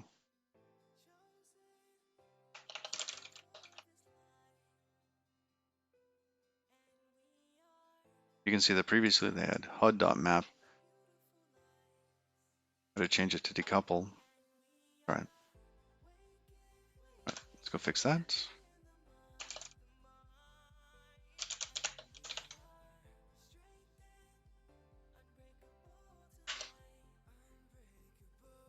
All right, should get some error help here in a moment.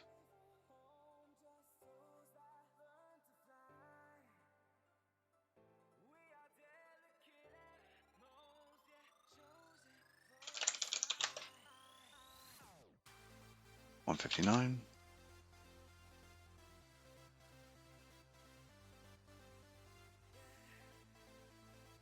Ah, there we go.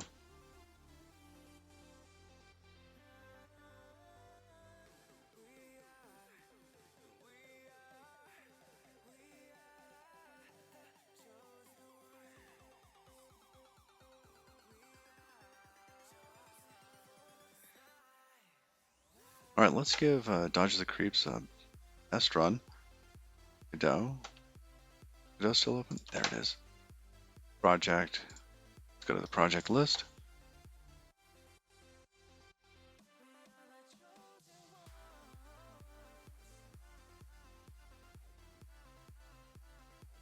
Dodge the Creeps. There we go.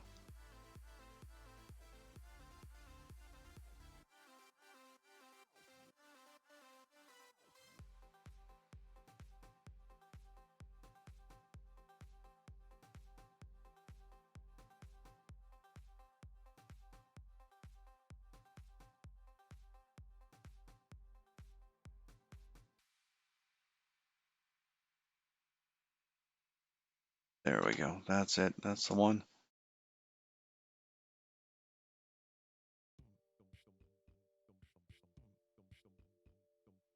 We have Dodge the Creeps actually running.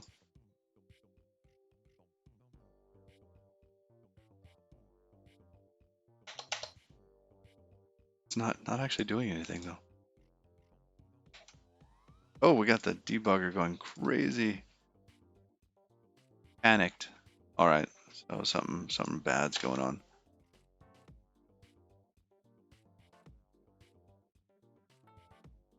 I'm gonna quit Godot. Start from the command line.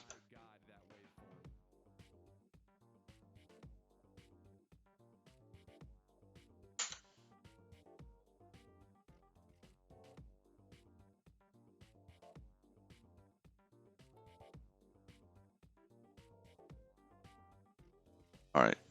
Well, debugger is going crazy already. What do we got? Unwrap on an unvalue. What? This is the error from before in GD Native's bindings. Okay, kill that.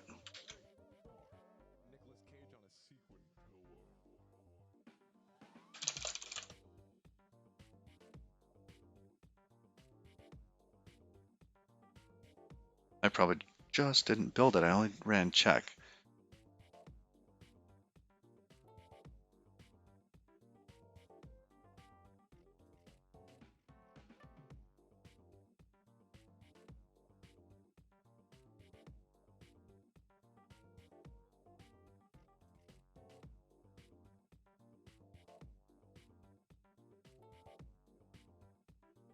This week I'm going to try to make a greenhouse. We'll see how it goes.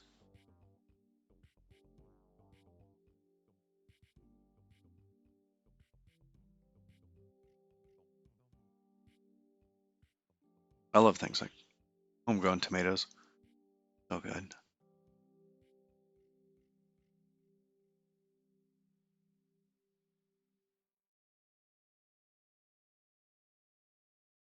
One of my favorites though is garlic.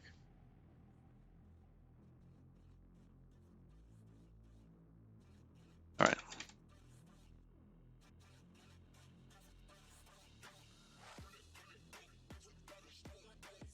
Back to Godot. Run the game. Okay. Let me make sure you guys can see it. Yep. Okay. We got Dodge the Creeps on screen. Hey. Okay. Oh, Dodge the Creeps. Oh, they got me. Oh, that's too bad. Okay. Well, it ran. Fine. Okay. So that must have worked. No errors. Good status. Status even. Get add. We'll add examples. I don't know that instrument. I don't know what instrument that is. Not fond of that one. Amend the previous commit. Push that. Force. There we go. It's squashed. Everything. It's on the latest tip of the tree. All right. That should be it for Go Rust. For that issue there. All right. Let me comment over there.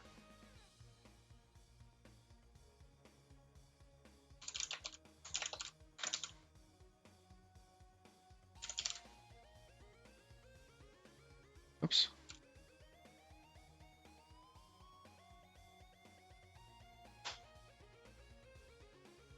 Okay. That was an interesting one. This replacing clone with duplicate.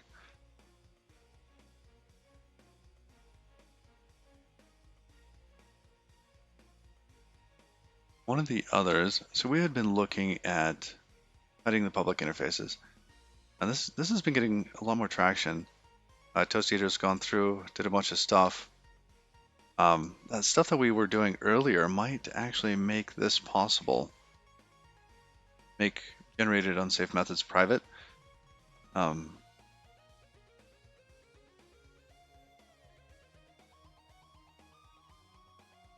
think we know enough about this now to be able to solve this one in a better way. I'm probably not going to be doing the access, the guards.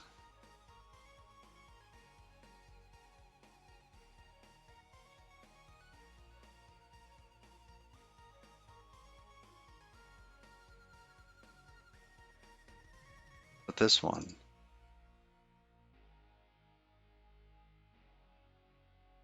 I'm trying to remember why.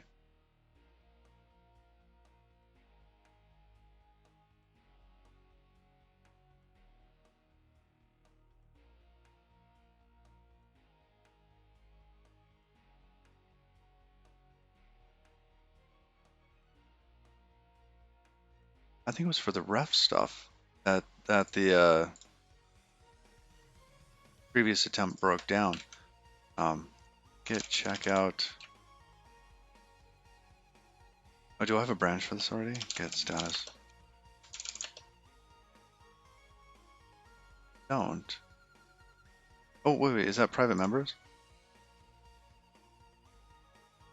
No. I think that one's done. So if we check out master, get branch -d.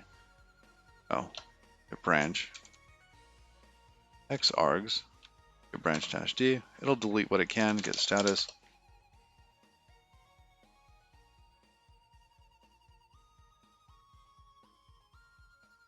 Interesting. I'm surprised that it deleted that.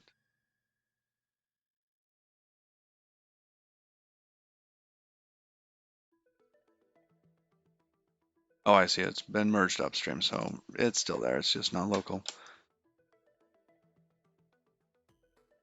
Okay. Well, we're going to try checking this out again in attempt number 2 on bindings methods. Get checkout -b Halsey 357.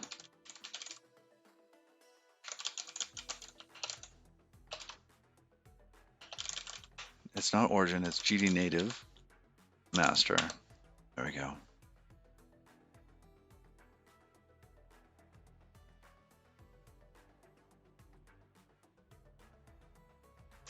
Undoing our giant table of doom. Do E, reload everything.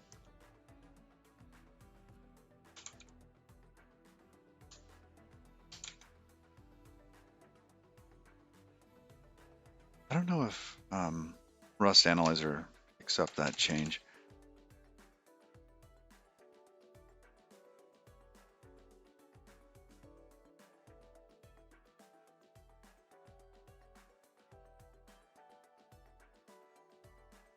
I think what had happened before, so When we generate methods, there's a large number of methods that get generated. Some are only ever called from one place. And then we have this one method, I think just one, that is called kind of across crates. So in one case, it ends up in, so we end up with GD native bindings trying to use GD native core reference init, something like that.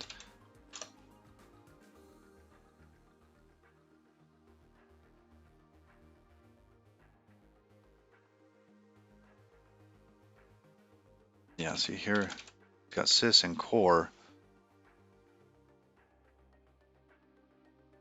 I wonder if there's a way to not have core.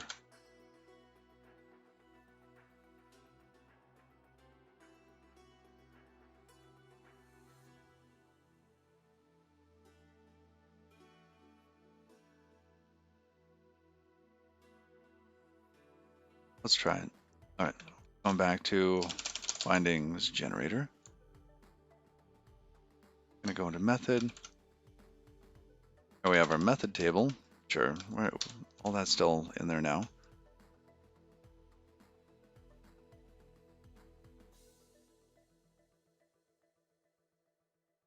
Where we generate the methods.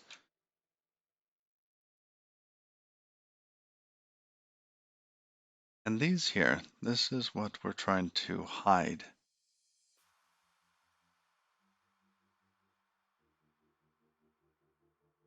I want that to be private. All right, that's going to break some things, but not too much. Not very much. I hadn't understood before the relationship between GD native core, GD native bindings. Where's the T? Oh, there it is.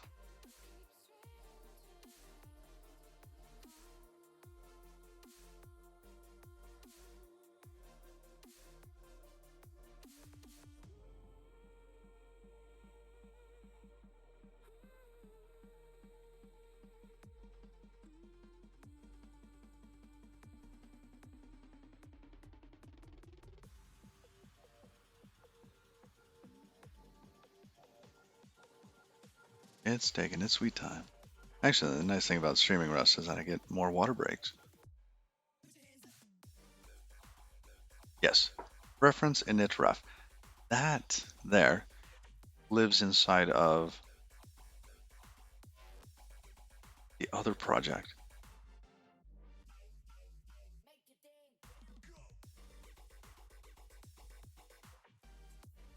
Is that the only reason? So 68 errors. What happens if we try to remove the native core? What blows up here?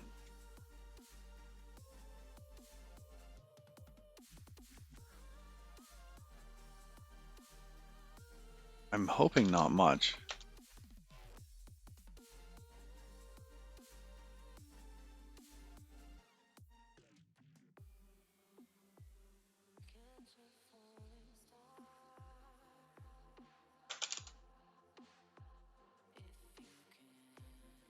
Yeah, remember this? Inherited from blah, blah, blah.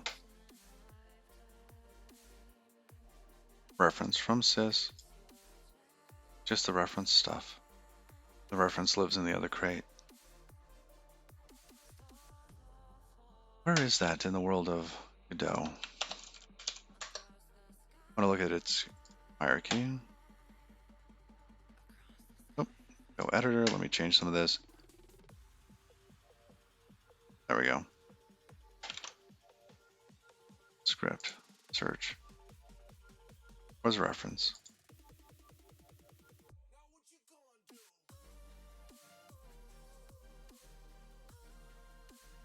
Does it extend from object? It does. But if it extends from object, it should be in bindings.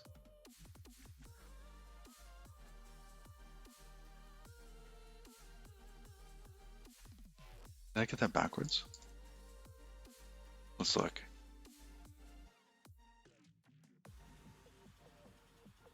Bindings can't find reference init ref.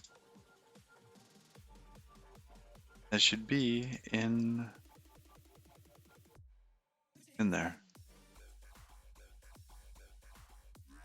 Unless, of course, it's being told not to because it begins with reference. Ooh, that's probably it.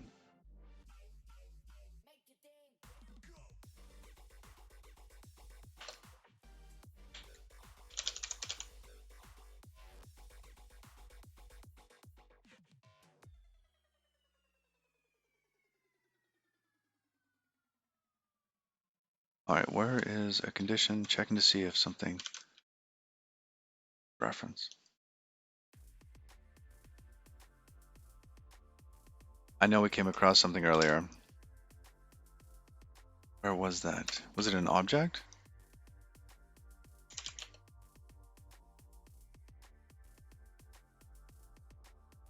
Okay, let's start from the top. We're going to go into GDNative, bindings generator.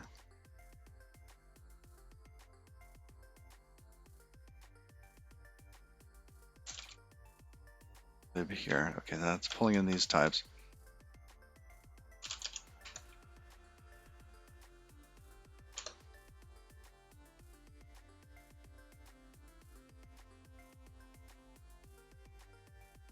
So GDNative bindings. Oh, I see. I do have it backwards. GDNative core implements all dependencies of object.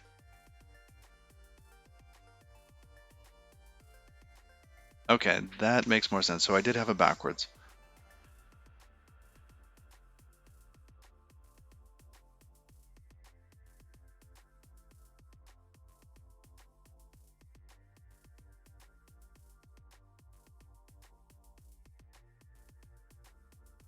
I mean, we could make it private for everything except for reference.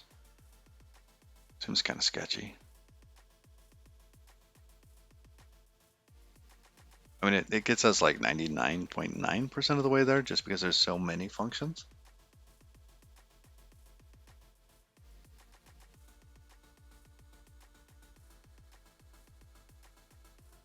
Okay, we're going to have to put this back.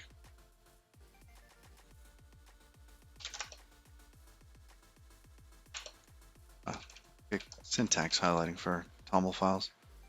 That's too bad. So GDNative bindings is where everything is not off of object. All right. How did I get that so backwards? Or did I flip it? Anyhow, we know what it's supposed to be now. It also explains this because reference extends from object, and here we're trying to build up GDNative bindings. However, reference init ref, all the reference functions are made private.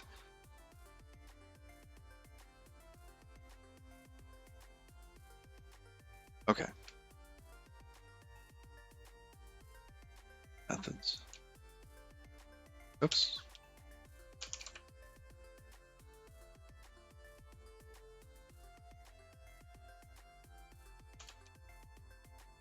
We'll say visibility.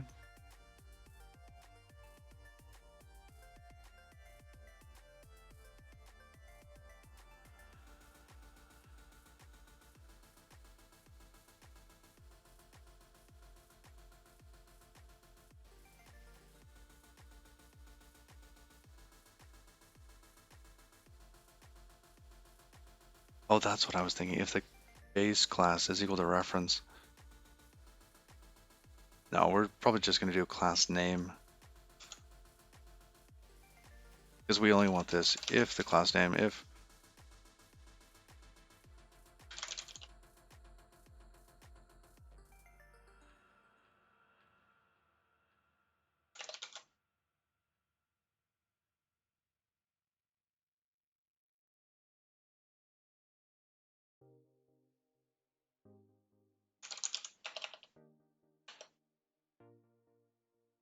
And that would make it so that everything in the other crate except for reference is hidden.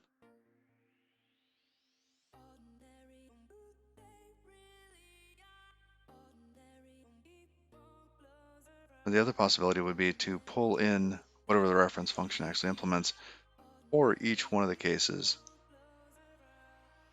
That's going to be a lot more code.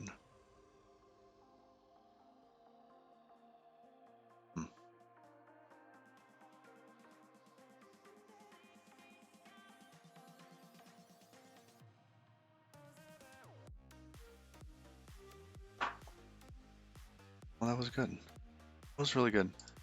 I'm glad we went through and did past day of the other creating the giant table of doom function table. That was good. Now I actually understand it and can make changes like that. Cargo test.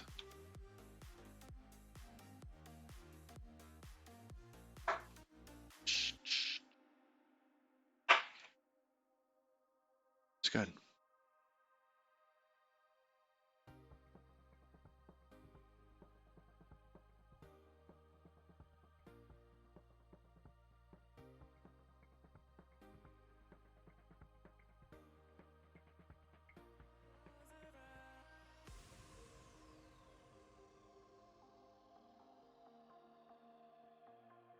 Well, it's gonna do its thing.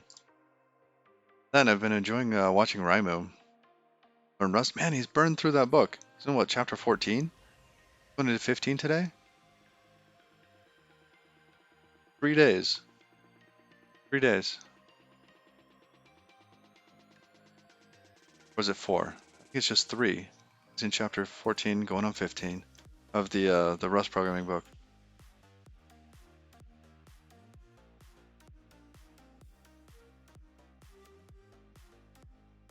It's been good though. I've learned a couple things from just people chatting in that stream.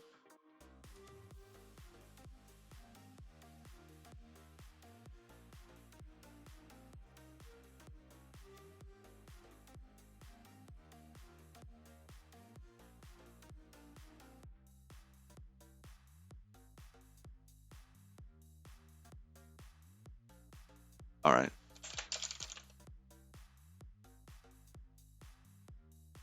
Is that?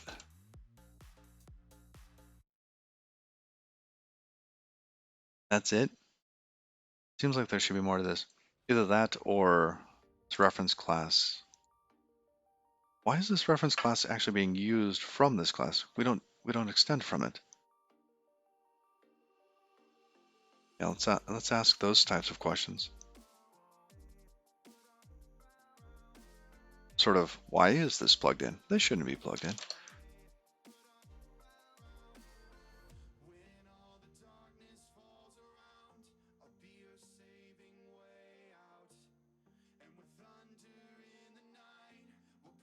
I'm just going to delete this for a moment.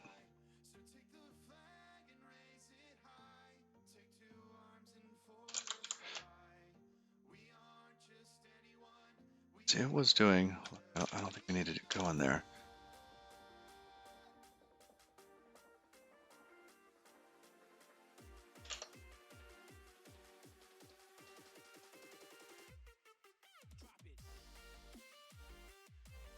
Right from base map, no, it's not in here.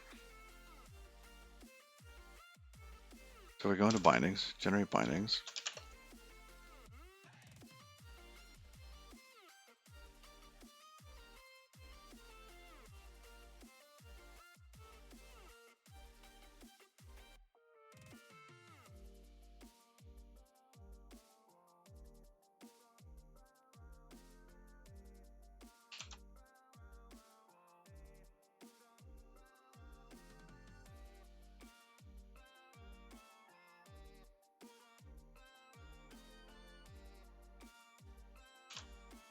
Is that the only place?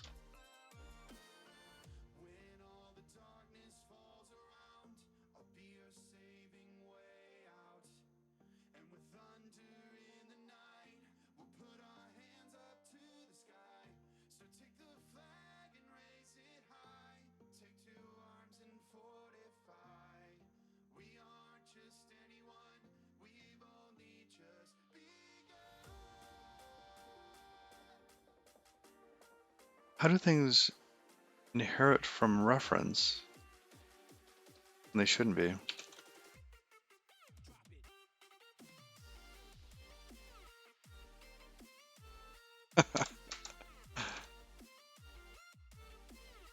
All right, let's give it a check.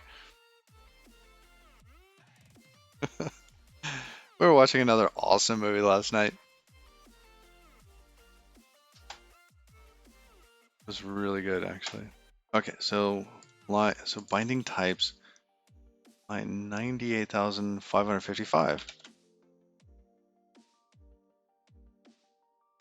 All right, what does this inherit from? What is this? This is thread.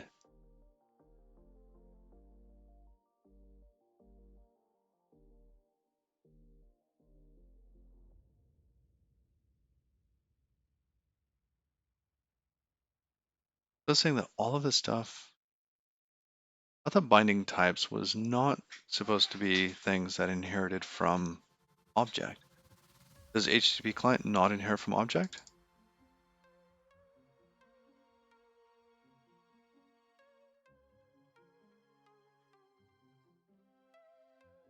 It does.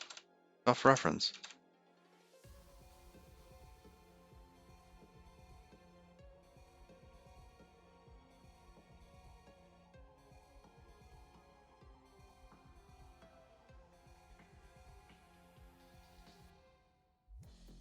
This doesn't look correct.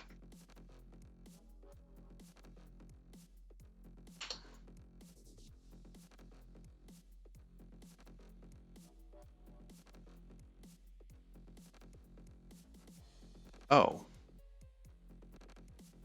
Ooh. No, no, no, no, no, no. That's...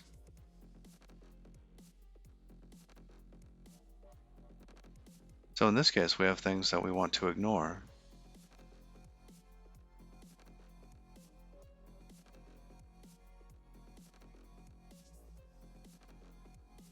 Strongly connected components. Okay, what is a strongly connected component?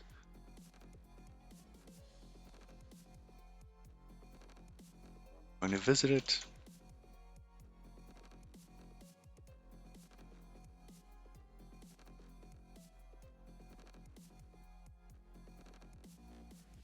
So we're inserting elements in, inserting classes into a set.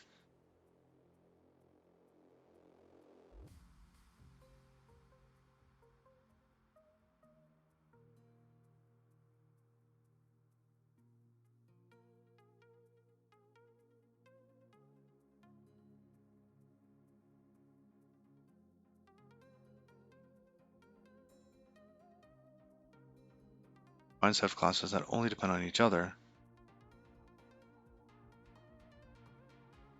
Self-contained, but okay. What is actually in here? So let's debug this. Dump this.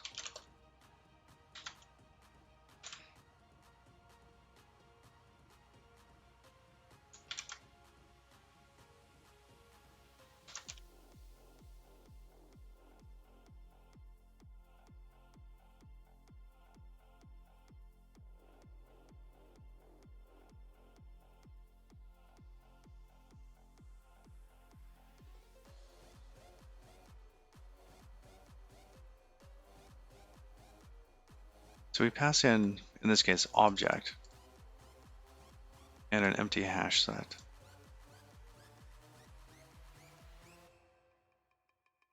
Why wouldn't reference be in here?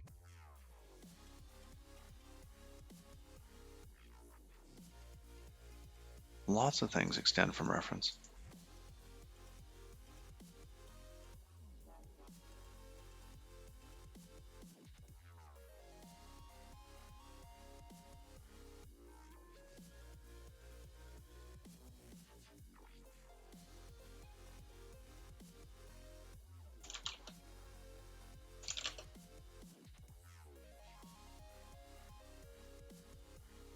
Yeah, we want -vv to get the build.rs output. Okay.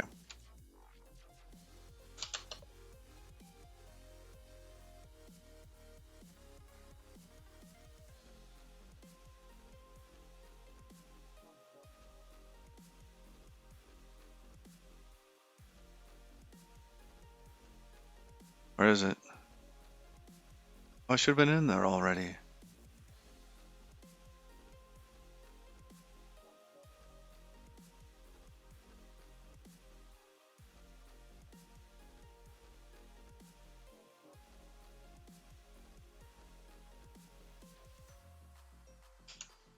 GD native bindings.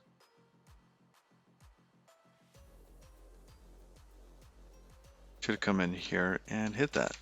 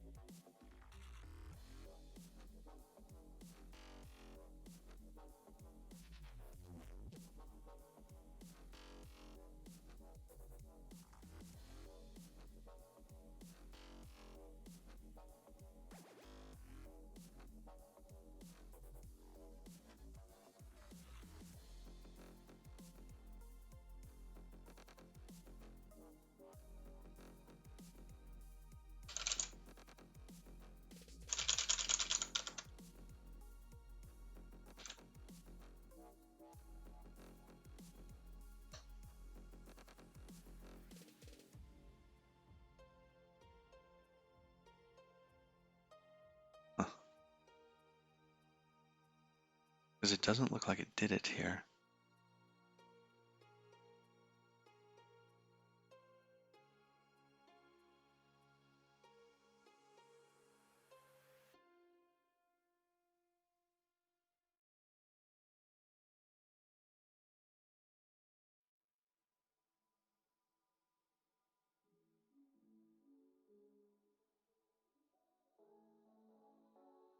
All right, and here's the next one.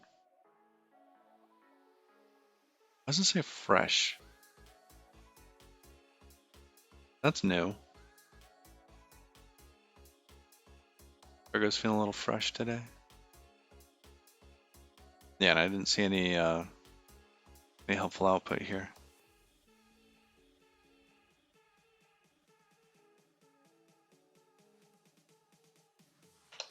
I have it in the wrong spot. Dash.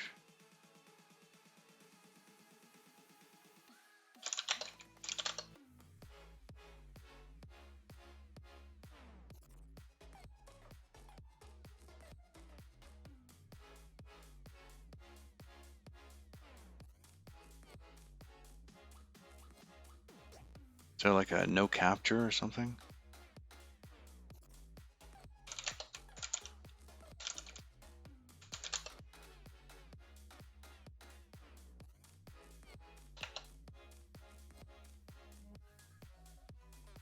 Oh, we had that working the other day too.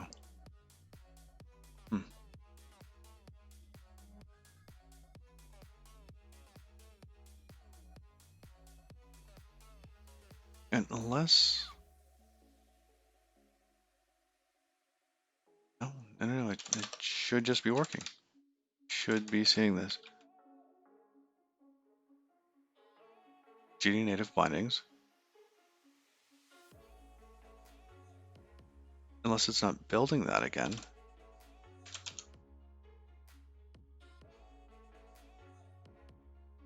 Maybe if we save this file.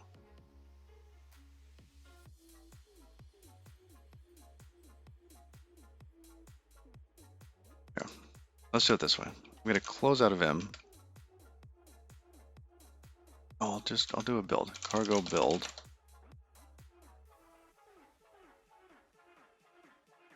Just this one crate binding generator. Ah, here it is. What? That's it?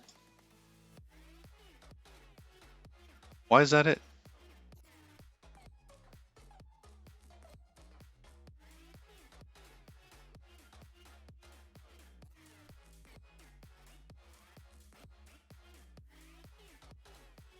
Okay, I was expecting much more than that.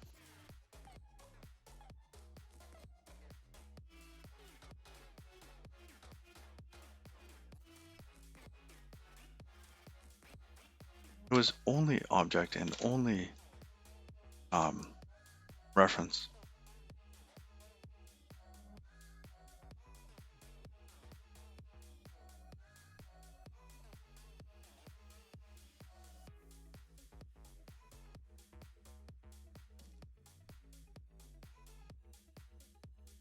Find set of classes that only depend on each other. Self-contained bindings for classes of interest.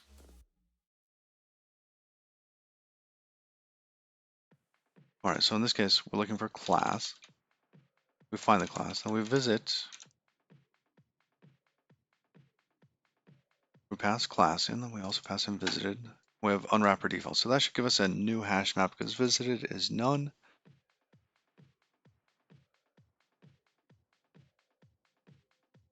All right, so in this case, Godot class, that's going to be object with an empty hash set. We put object, its class name into the hash set. Now we have object. Get a list of things to visit. Base classes and referenced classes. All right, and so we'll look into those in a moment. We'll iterate over those. If we already have seen those, if they've been visited already, we skip it. Otherwise, we find the class, we visit it, continue on.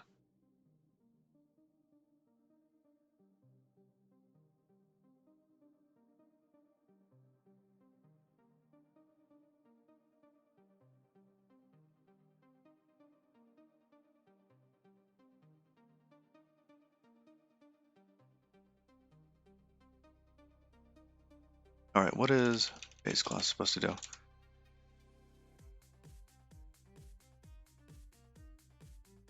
So if the class that we pass in this case object, it has a base class, excuse me, if the base class of it is empty,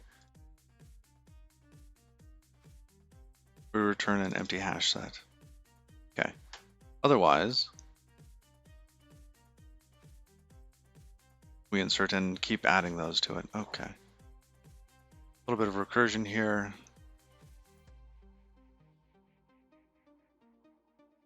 And then the same for reference classes. So it does, look at api.json.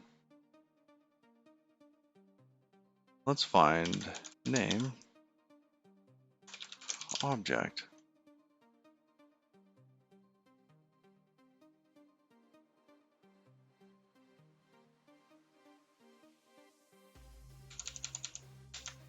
There it is. So object has no base class. It's fine.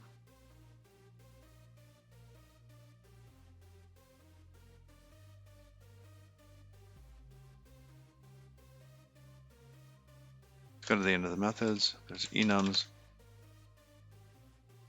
Interesting there. I don't see reference in here at all to like descendant classes. I mean, there's like types that appear to be needed.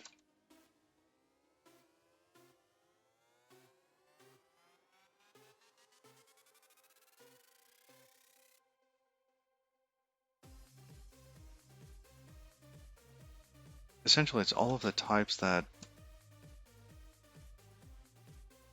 are referenced in the function, in the function arguments. Reference is the only one. Yeah, pool string array, that's something else. Variant, sure.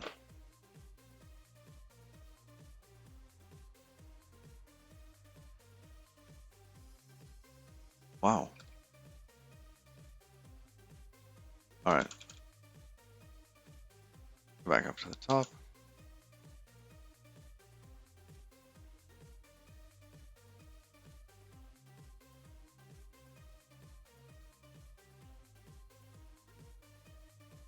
That's not how I read this at all.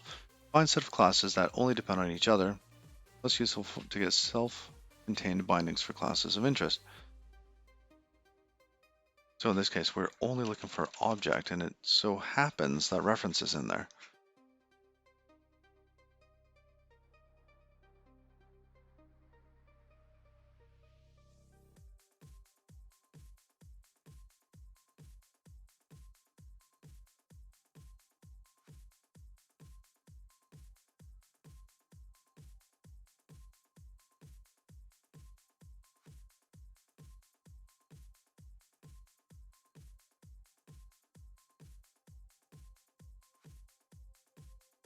All right, so why is this way?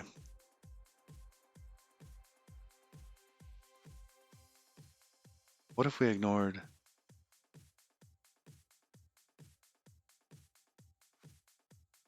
Well, all right, this is interesting in that strongly connected components will only return object and reference here. It's fine, I get that. Why though? For GD native bindings, do the other elements, are they needed?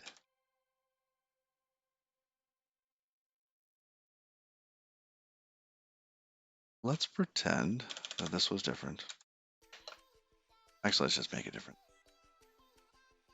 And why is this wrapped in a curly brace? For lifetime? Maybe the API lifetime? Okay, I don't get that.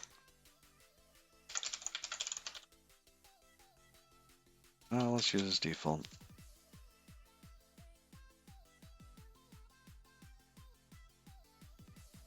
So if we don't put anything in there, the GD native bindings doesn't get object and reference.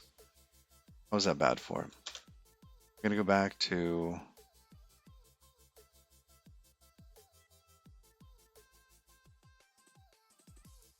what was the other one? Strongly connected components.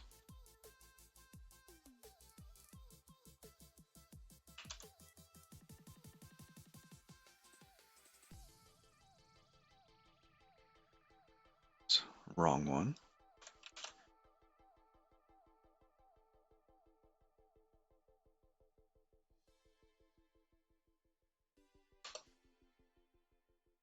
And here in GD Native Core, we're building up an API for everything except for those two.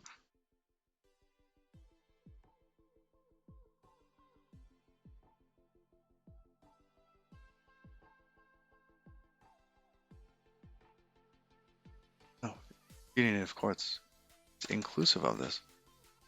Okay, and in this one, we're only ignoring object reference. Okay, so I was right before.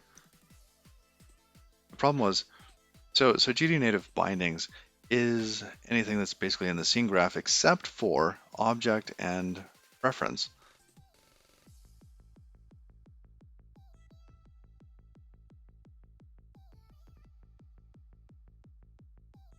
That's what I got wrong. Okay. Well, that's good. Okay, that's good.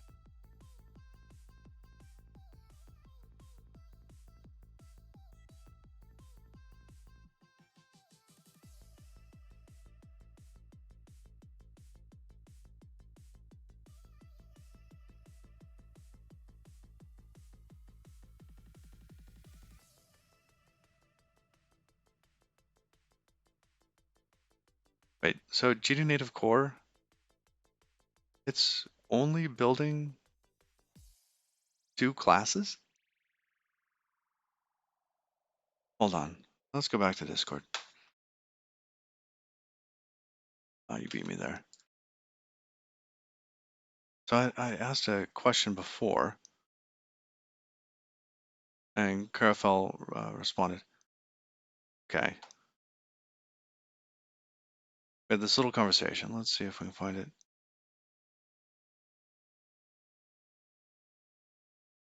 Basically, if you want to get started, you say GD native is equal to that, then you just start coding. Okay. It's all the default vanilla bindings, or has all the manual wrappers, and also really base classes like object and reference, but that's it.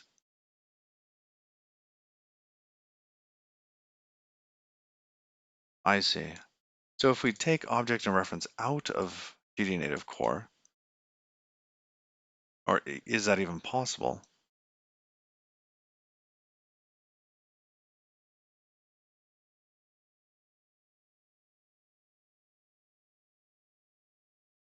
All right, so if we look at GD native core lib, they do have a lot more than just those two things. The generated code is in here. That's reference and object.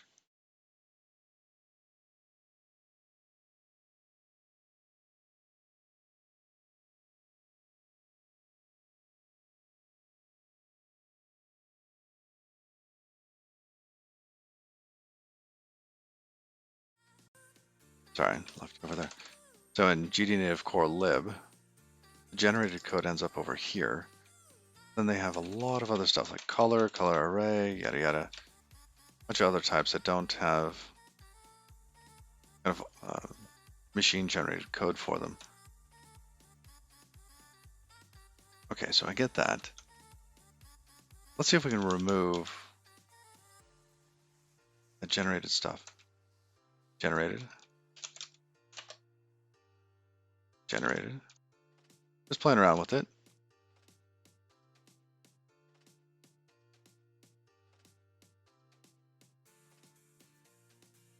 And then GD native core build. Let's give it, well, basically nothing, which results in those files being empty, doesn't it? So basically this whole thing goes away.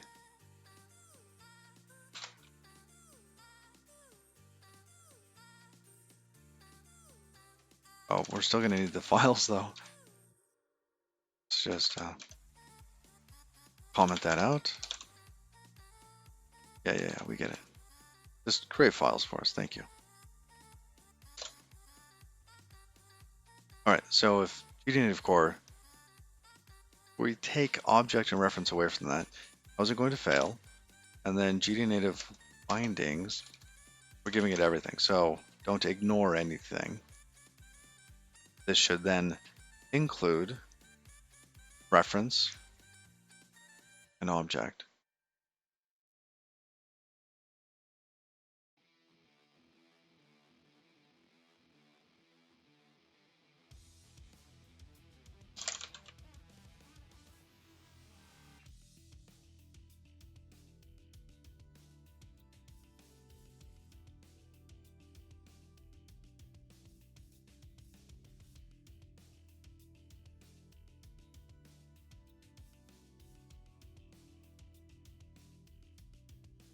Oh, hold on, be able to see this properly. Not too much, okay. Yeah, unused stuff, we get it. Object.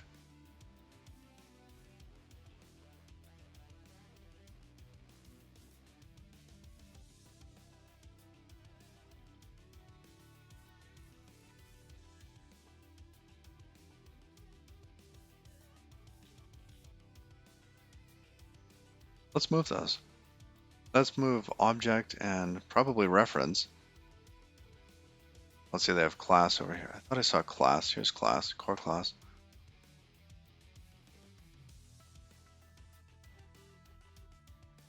Oh, is that why it's in here? Let's see, the only thing I see that's really holding it in would be class. It may be variant. Or we switch the way that the dependencies work, right? So we say, oh, GD native core, you're dependent on GD native bindings. Well, that seems reasonable.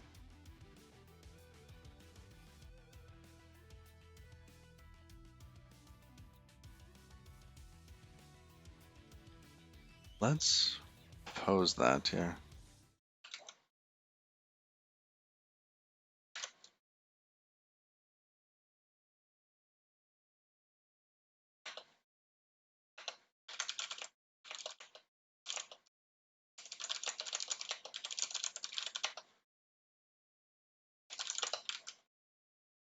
All right, going back to our discussion we had yesterday about GD native core.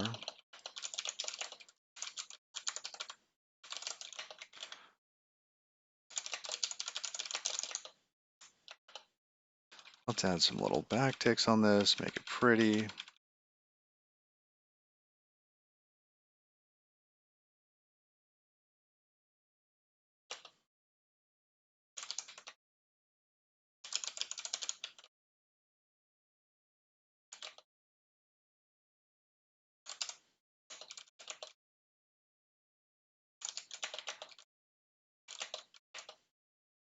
Well, when those two live in bindings,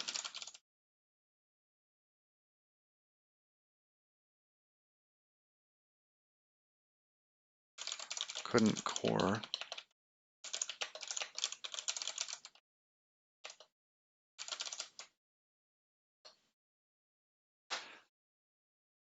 Hey, car charged. Oh, wow, that was a quick charge.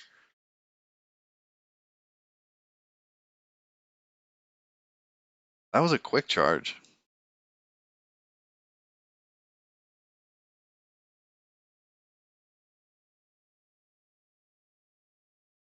Oh, wow. Carafel's on it.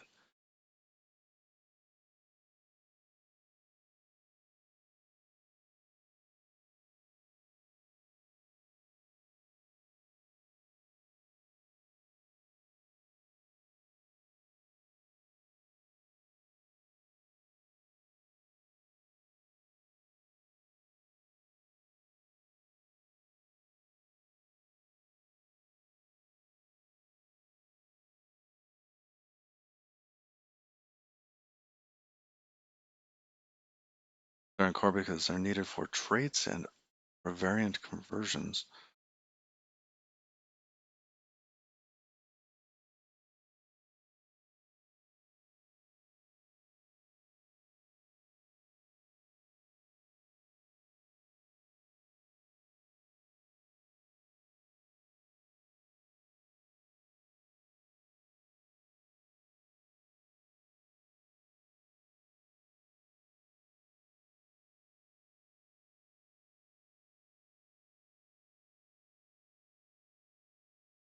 It's fast charging. Your battery is pretty small.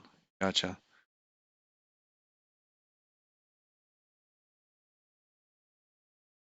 The chat window for it? Yeah. Well, it's better than me just kind of like trying to say what's going on over here. Um,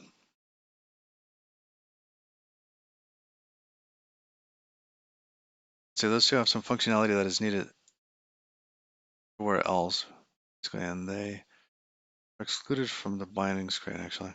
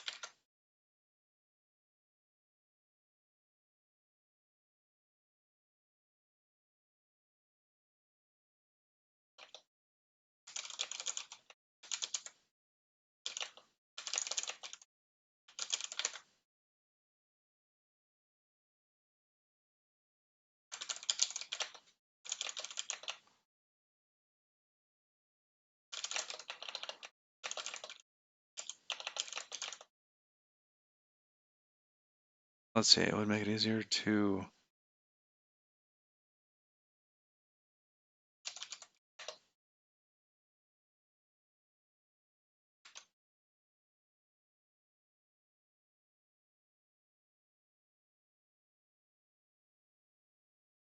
All right, y'all.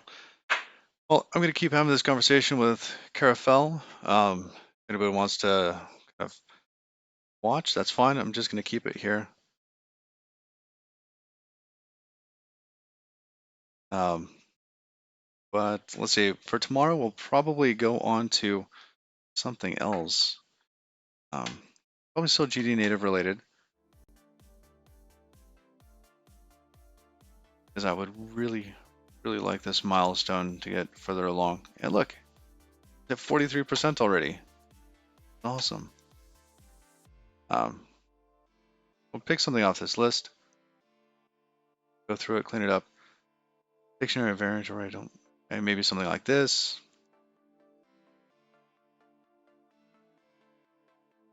Yeah, this one looks good. We can try that.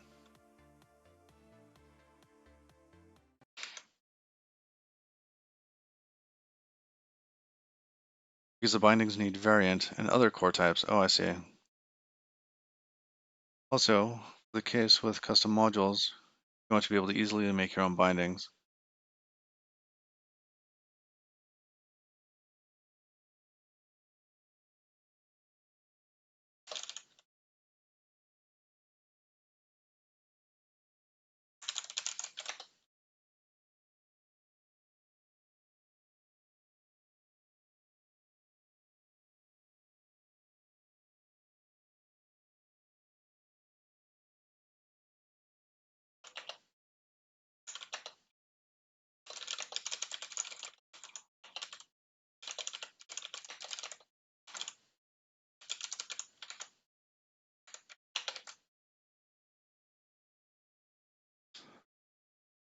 All right, make everything private except for reference, which seems to be the only. Uh,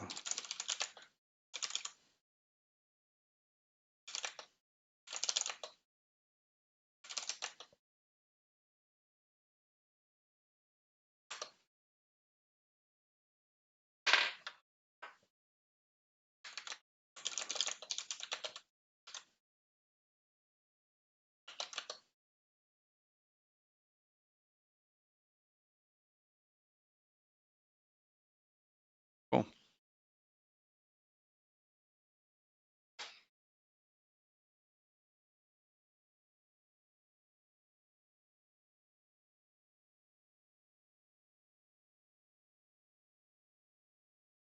And Gela Laozao, thank you for the follow, the subscription 13 hours ago. Oh, it's offline, but if you're out there, thank you. We're gonna go ahead and have a raid. What is?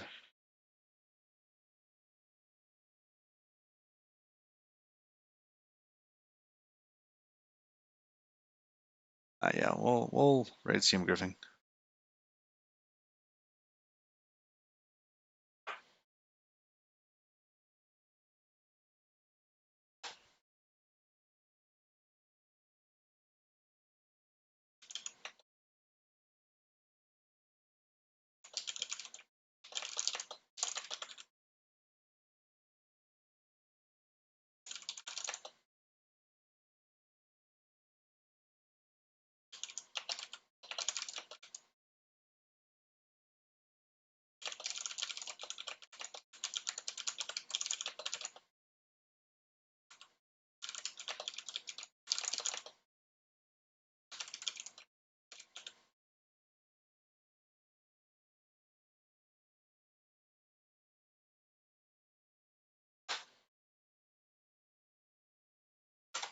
Okay, so tomorrow, that's winding down over here.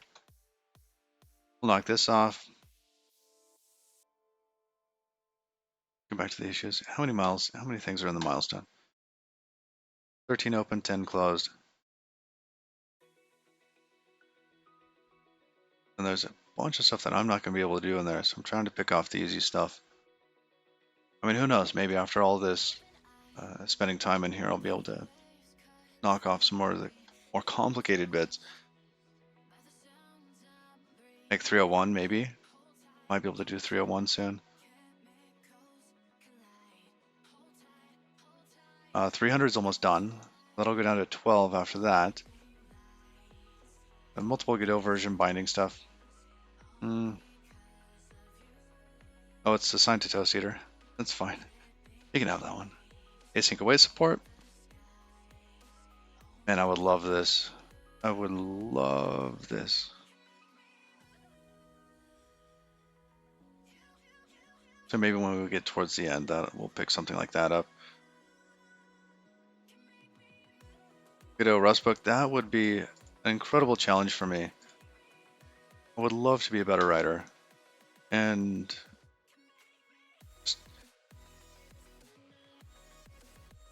much better at writing in general.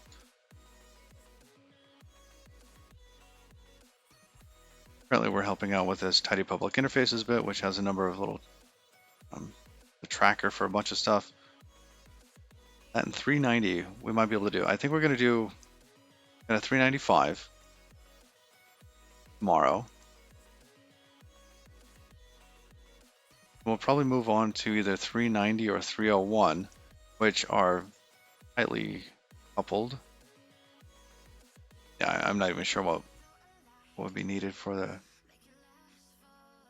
prelude.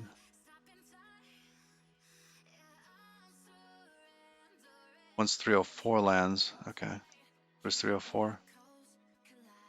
No move generated types under a submodule in Godot 9. Isn't this done?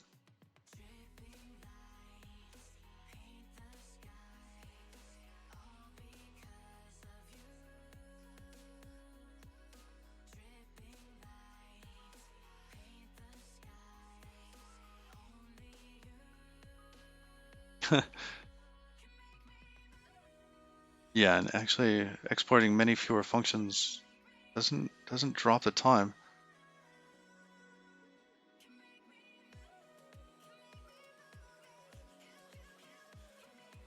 All right. This seems to be some of the rationale behind hiding those other elements.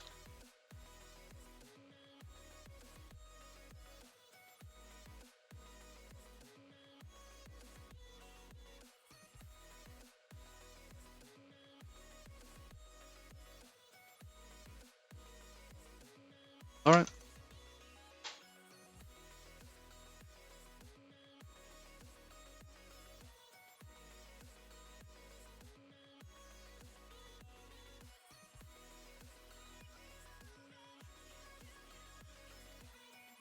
We'll see y'all till next time. Bye-bye.